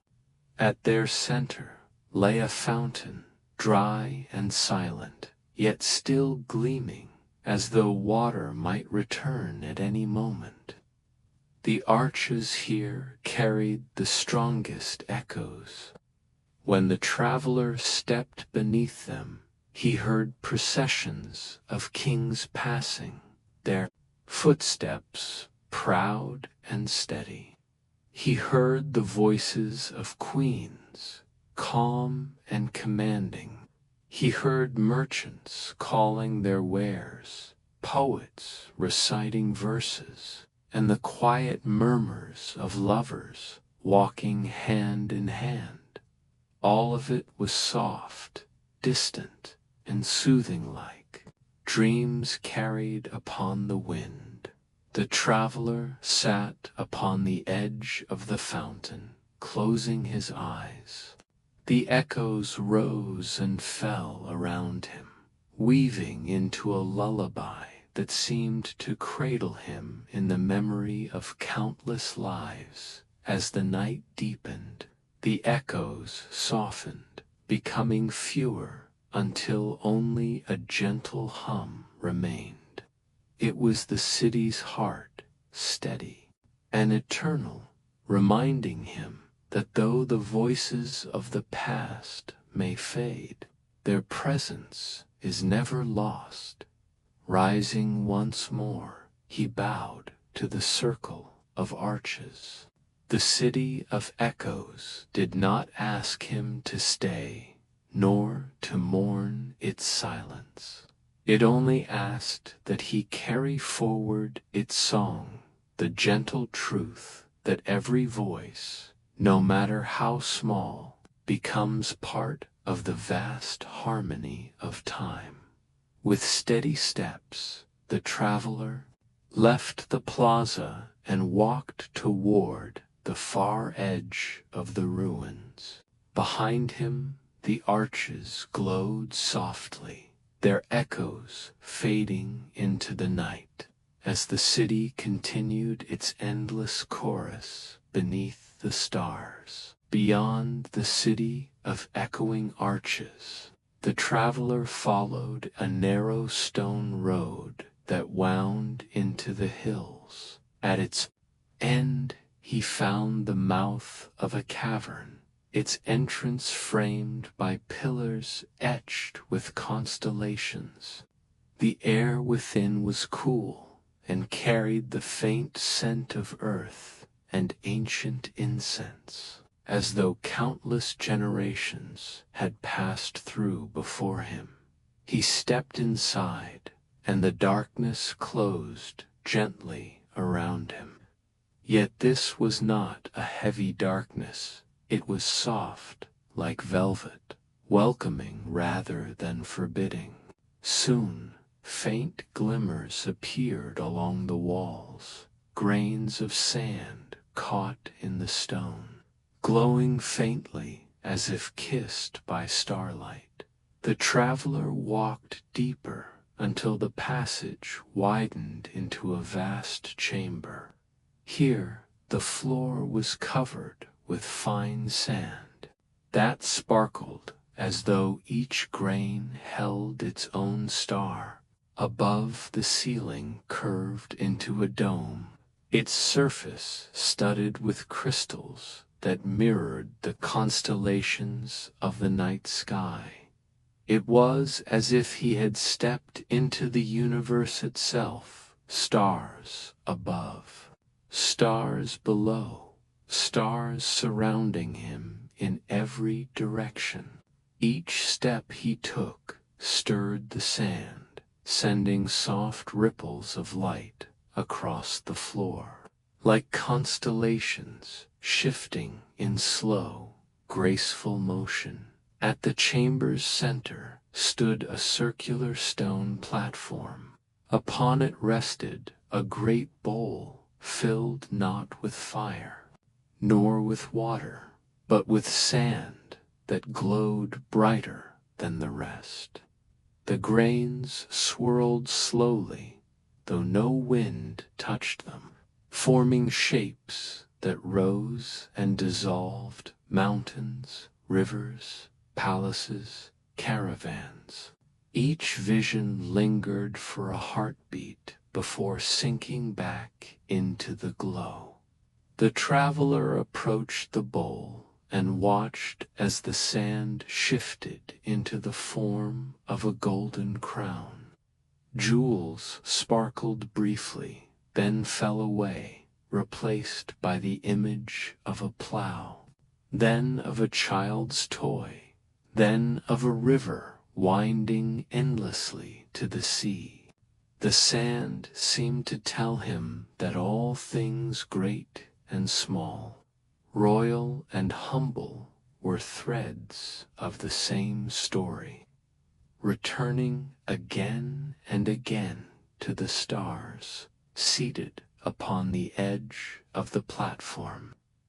The traveler let the silence of the chamber settle over him, yet it was not true silence, for he could hear the faintest hum, like countless voices singing far away.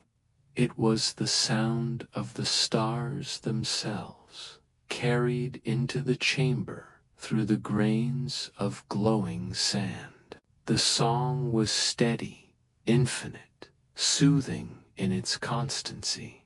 Closing his eyes, the traveler allowed the hum to wrap around him. Time seemed to dissolve, and for a moment he felt as though he too was a grain of sand, small but shining, part of an endless expanse that stretched beyond all measure. There was no urgency here, no loss, only the steady presence of stars that had watched over the earth since the first dawn. When he opened his eyes again, the swirling sand in the bowl stilled, glowing softly as if acknowledging him. He bowed his head, silently accepting the gift of the chamber, the reminder that each life, however fleeting, is part of the greater constellations of time rising. He turned toward the passage. The chamber of sand and stars dimmed behind him, returning to quiet stillness, but its glow remained within him, a gentle light carried onward into the night. Leaving the chamber of sand and stars, the traveler followed a sloping corridor that wound downward into deeper silence.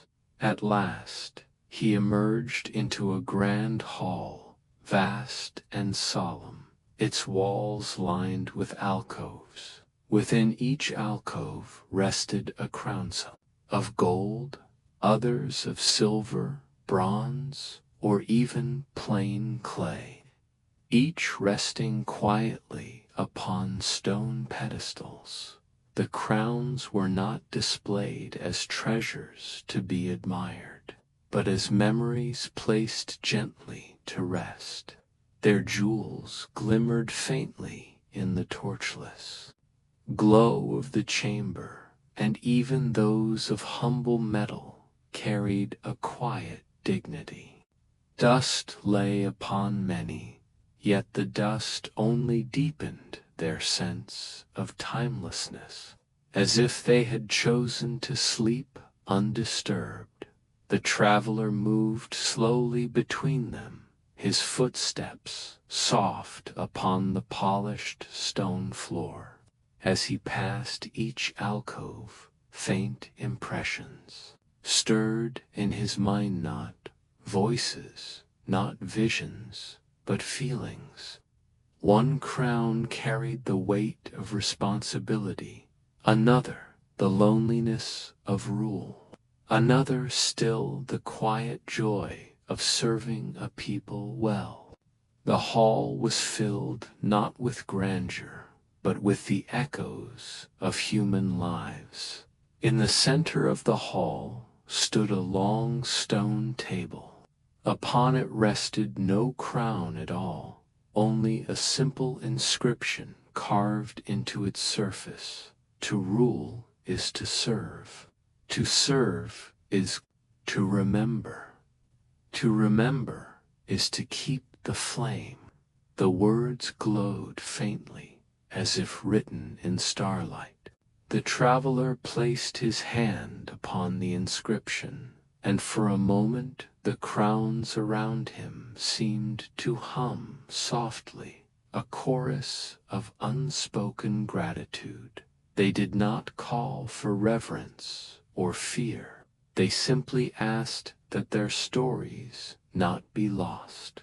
Seated upon a low stone bench, the traveler allowed the hush of the hall to surround him. He imagined the countless rulers whose crowns now rested here, some mighty, some humble, some remembered by name, others forgotten by history. Yet in this place they were equal, their crowns united in silence. He realized then that the hall was not built for power, but for peace. It was a sanctuary where even kings and queens, once burdened by rule, could at last lay down their crowns and rest. The jewels upon the golden circlets shimmered no brighter than the plain clay crown at the far wall. Here all radiance was the same. Rising once more, the traveler walked the length of the hall until he reached a final alcove. Within it rested no crown at all, only a simple circlet of woven reeds, dried and fragile with age. Yet as he gazed upon it, he felt the strongest presence of all, not pride, but love. It was the crown of someone who had ruled with gentleness, remembered not for conquest, but for kindness. The traveler bowed deeply to the circlet of reeds, for in that fragile crown he saw the truth that no metal or jewel could ever hold, the power of compassion, enduring long after palaces crumble. As he left the hall, the silence deepened once again, the crowns settling into their eternal rest. The traveler carried with him their quiet lesson that the weight of rule is not measured in gold, but in the peace it leaves behind.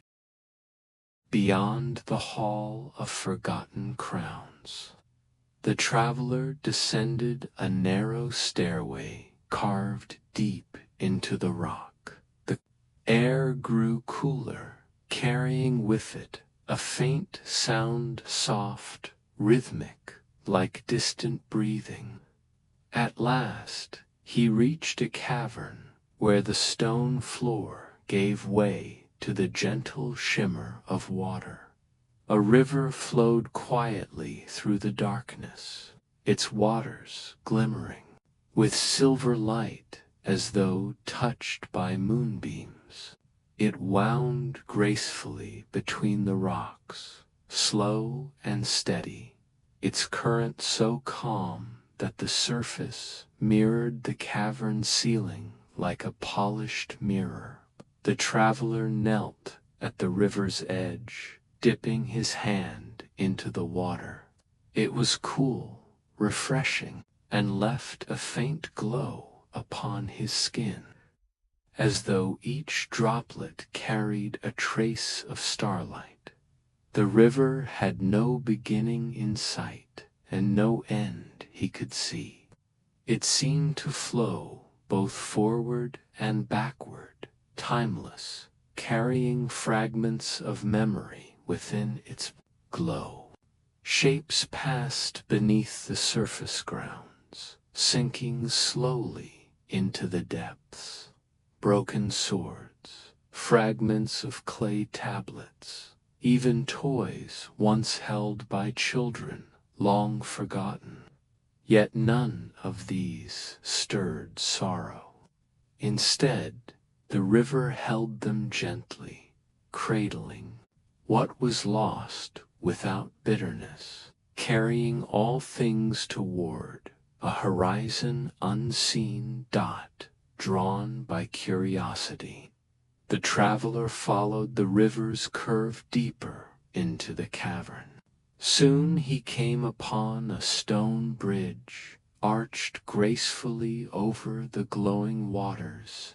The bridge was unadorned, simple in form, but every step upon its surface sent soft ripples through the air, as if the stone itself remembered every footfall that had crossed it. Halfway across, the traveler paused and gazed into the river below. In its glowing current, he saw reflections, not only of lost crowns and treasures, but of ordinary lives: farmers tending their fields, children playing, families gathered at firelight. The river did not choose between kings and commoners. It carried them all together as one story, flowing endlessly into the next. Leaning upon the bridge's edge, the traveler listened to the water's soft murmur. It spoke without words, telling him that nothing is ever truly lost. All things that pass away are carried onward, not erased, but folded gently into the river of time. Crossing to the far side, he discovered a small alcove carved into the cavern wall. Within it rested a simple clay jar sealed with wax.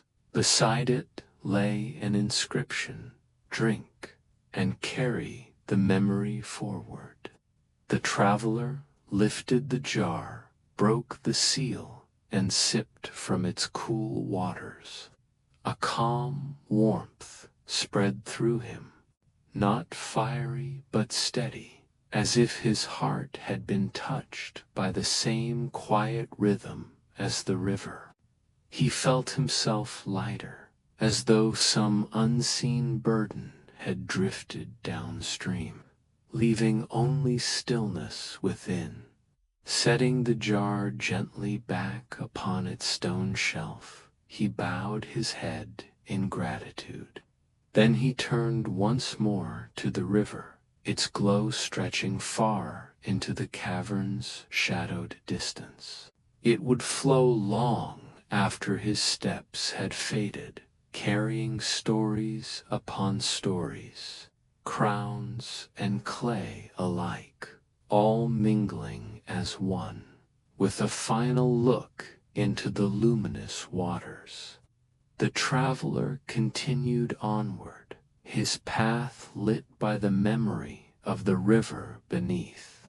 The stone. After leaving the glowing river, the traveler found himself ascending a winding path that curved upward through the cavern. The air grew warmer, carrying with it the faint fragrance of flowers.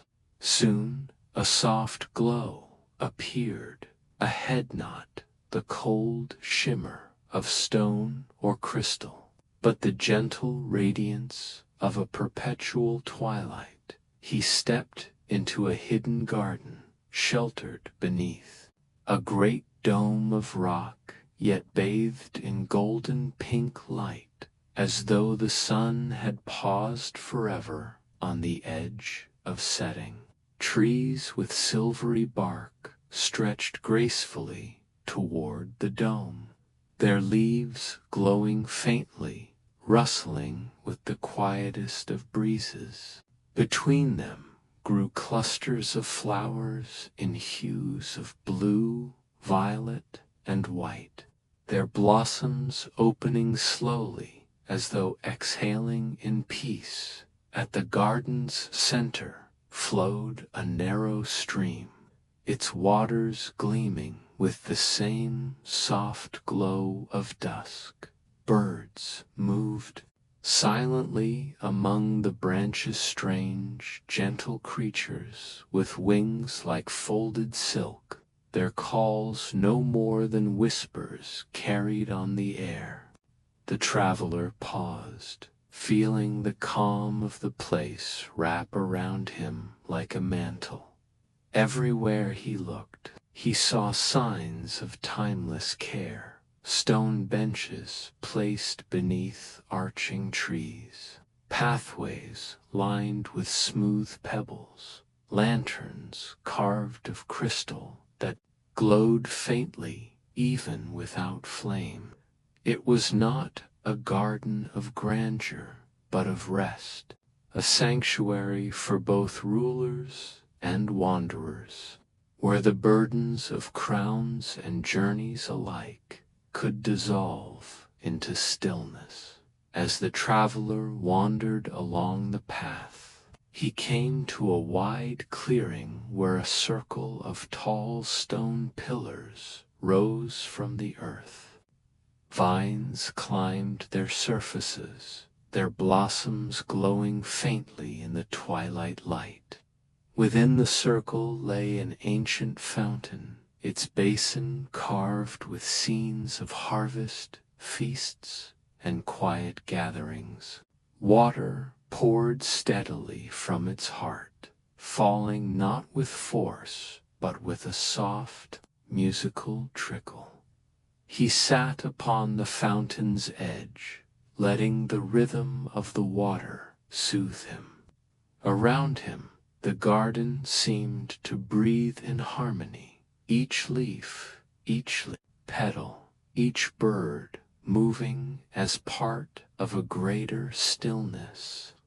It was a place where time did not press forward, but lingered gently, allowing all who entered to rest without fear of forgetting. As he sat, the traveler noticed a tree near the fountain, whose trunk was carved with countless names. Some were faint with age, others freshly inscribed, but all were etched carefully, as though each belonged to someone who had found peace in the garden. The tree bore blossoms of soft white, their petals drifting slowly to the ground, each one glowing briefly before dissolving like mist. The traveler reached out and touched the tree's bark, tracing the names without speaking. He did not know these people, yet he felt as though he had met them, their presence lingering in the air like whispers. He realized that the garden was not merely a place, but a memory, an eternal dusk, where all who sought rest could be remembered. Without sorrow, lying back upon the cool grass, the traveler closed his eyes and listened to the gentle flow of the fountain, the faint rustle of the leaves, and the soft whispers of unseen birds. For a moment, he felt himself drifting not into sleep, but into something deeper, stillness where both dreams and waking met. And in that stillness, the garden watched over him, its twilight eternal, its peace unbroken.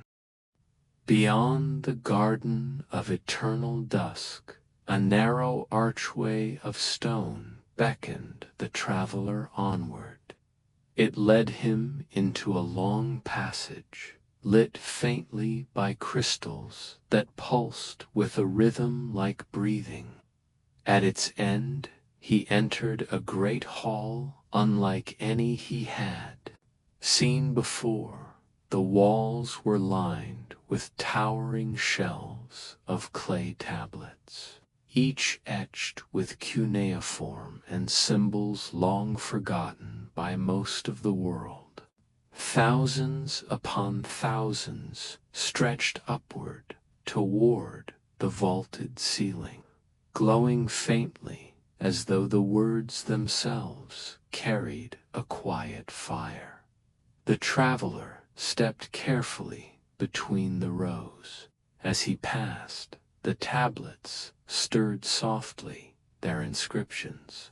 Humming faintly, it was not a sound made by stone, but by memory voices long gone, whispering their stories into the still air.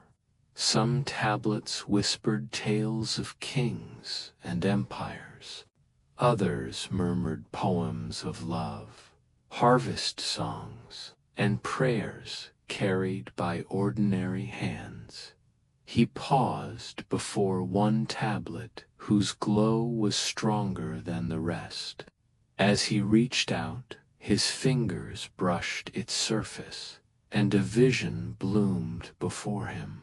He saw a great city of golden walls, bustling markets, and temples that reached toward the sky. He saw scribes bent over their writing, capturing the voices of their time in careful lines of clay. Then the vision dissolved, leaving only the tablet's warmth beneath his hand. The traveler understood then that this hall was not meant to hold treasure of gold, but treasure of memory. Here, every word ever written, every song ever sung, every thought carved into clay had been gathered.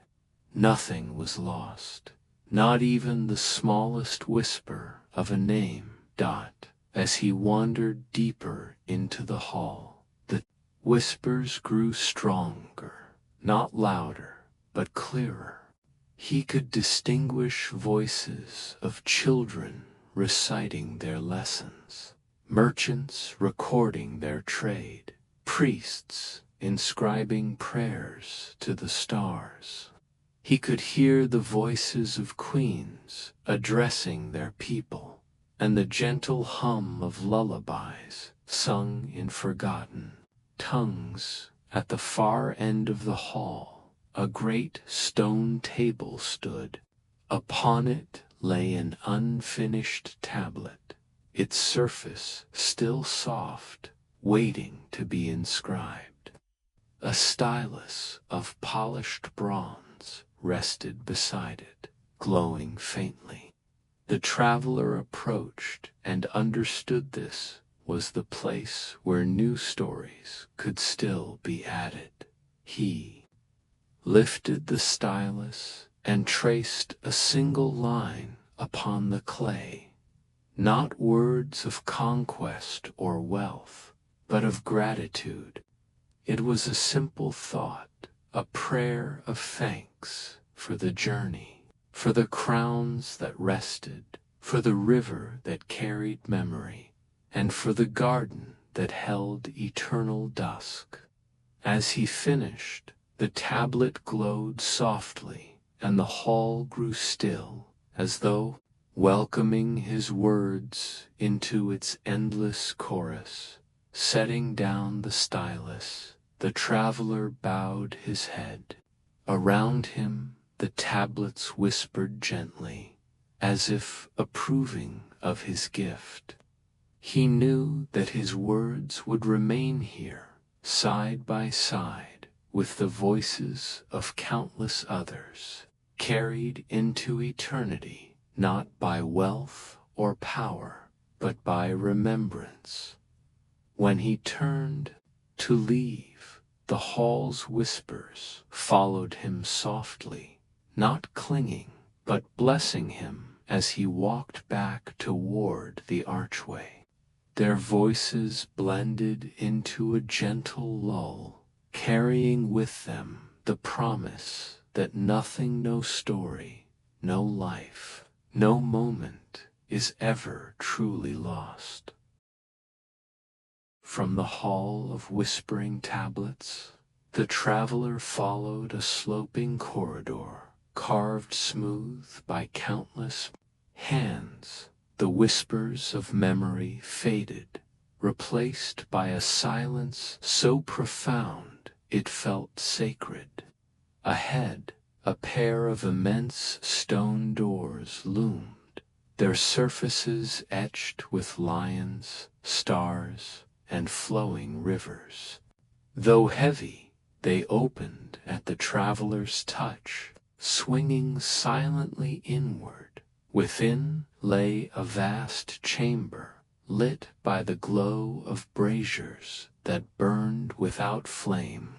Their light was golden and steady, casting no shadows. At the chamber's center stood a high dais, upon which rested a stone bier, and upon the bier lay a figure carved in lifelike detail, a king robed in flowing garments, hands folded gently upon his chest. A golden crown, simple yet radiant, rested upon his brow. His face was serene, his features neither stern nor proud, but peaceful as though he had set down all burdens and chosen eternal rest. Though he was carved of stone, the traveler felt as though the king truly slept, dreaming softly beneath the unbroken silence. Around the dais, great pillars rose into the vaulted ceiling. Each was inscribed with scenes of the king's life, leading his people through harvest, standing beneath the stars in prayer, speaking with open hands rather than raised weapons. This was not a king remembered for conquest, but for wisdom and kindness, for carrying the weight of a crown with humility. The traveler circled the dais slowly, studying the carvings. At one pillar, he saw the king offering bread to the hungry. At another, guiding his people across a flooded river. At yet another, kneeling to place his own crown upon the head of a successor. Each scene was carved with such tenderness that the stone itself seemed alive. At the foot of the bier lay offerings jars of oil, carved animals, and fragments of gold that had long since dulled with time. Yet none of these shone brighter than the silence itself, which wrapped the chamber in reverence. The traveler knelt, bowing his head, and allowed the stillness to wash over him as he did. He felt a presence, not a voice, not a vision, but a quiet awareness. It was as though the sleeping king knew he was there, and with gentle strength offered him the same gift he had given his people: peace.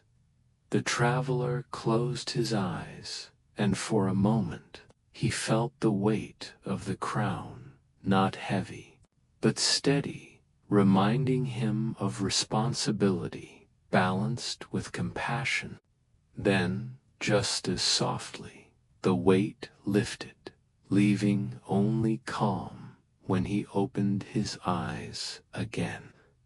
He noticed that the braziers around the chamber had dimmed slightly, their golden glow steady but quieter, as though the king had drawn the chamber back into deeper rest. The traveler rose and placed his hand gently upon the bier, not to disturb, but to honor. Then, turning, he walked slowly back toward the great stone doors. Behind him, the king remained in eternal slumber. His dreams carried forward in silence, his chamber sealed in timeless peace. From the chamber of the sleeping king, the traveler ascended one last stairway. The air grew lighter with each step, as though he were rising from the depths of the earth into the open sky. At last, he emerged into a vast cavern where the roof had collapsed long ago, revealing the heavens above. The night sky stretched endlessly, filled with stars burning bright and steady. A horizon of soft gold shimmered at the edges of the world, as though dawn and dusk had met together in eternal embrace. The traveler stepped forward, his feet brushing against soft grass that grew wild upon the stone. The air smelled of earth, after rain, touched by the sweetness of flowers carried upon unseen winds. In the center of the open space lay a low mound, covered with flowering vines. Upon it rested a chest of weathered wood, bound with bronze that glowed faintly under starlight. The traveler approached with quiet reverence. He knew this was the end of his long journey, the heart of the legend he had followed across echoing halls, rivers of memory, and gardens of dusk. He placed his hand upon the chest. At his touch, the bronze bindings loosened, and the lid opened without sound. Within lay not mountains of gold, nor endless jewels, but a small collection of objects, humble yet radiant. A reed crown, woven with care, a clay tablet, etched with a single prayer, a cup carved of simple stone, a golden coin dulled by time, and at the chest's center a handful of sand that glowed like captured starlight. The traveler understood then. The treasure was never wealth for rulers to hoard. It was the memory of humanity itself, the kindness of a ruler who fed the hungry. The prayer whispered into clay, the daily vessel of water, the coin passed between hands, and the starlit grains that carried all stories back into eternity. He lifted the glowing sand in his palm, and as it sifted through his fingers, the air shimmered. Visions passed before him, crowns laid to rest, rivers carrying memory, gardens blooming in eternal twilight. He saw the lives of countless people, kings and commoners alike, all woven together by the same quiet thread, the desire to be remembered with gentleness as the last grain of glowing sand slipped from his hand. The chest closed of its own accord, and the vines curled back around it, sealing it once more in rest. The treasure was not meant to be taken, but to be understood. The traveler stood beneath the endless sky, breathing in the stillness. The stars above shimmered like watchful eyes, while the golden horizon glowed softly, neither dawn nor dusk, but something eternal. He felt no need to go further, for the journey had already given him what he sought, peace. He lay upon the grass, gazing up at the heavens. The constellations shifted slowly, as if drifting closer, until he felt wrapped in their calm embrace. His eyelids grew heavy, and the gentle hum of the earth lulled him into a deeper stillness in that quiet moment. He understood the lost gold of Mesopotamia was never buried treasure, but the eternal light of memory, compassion, and story treasures that never fade but shine on, carried through time like stars across the night sky. And with that thought, he drifted into the softest of dreams, the journey complete, the tale at peace.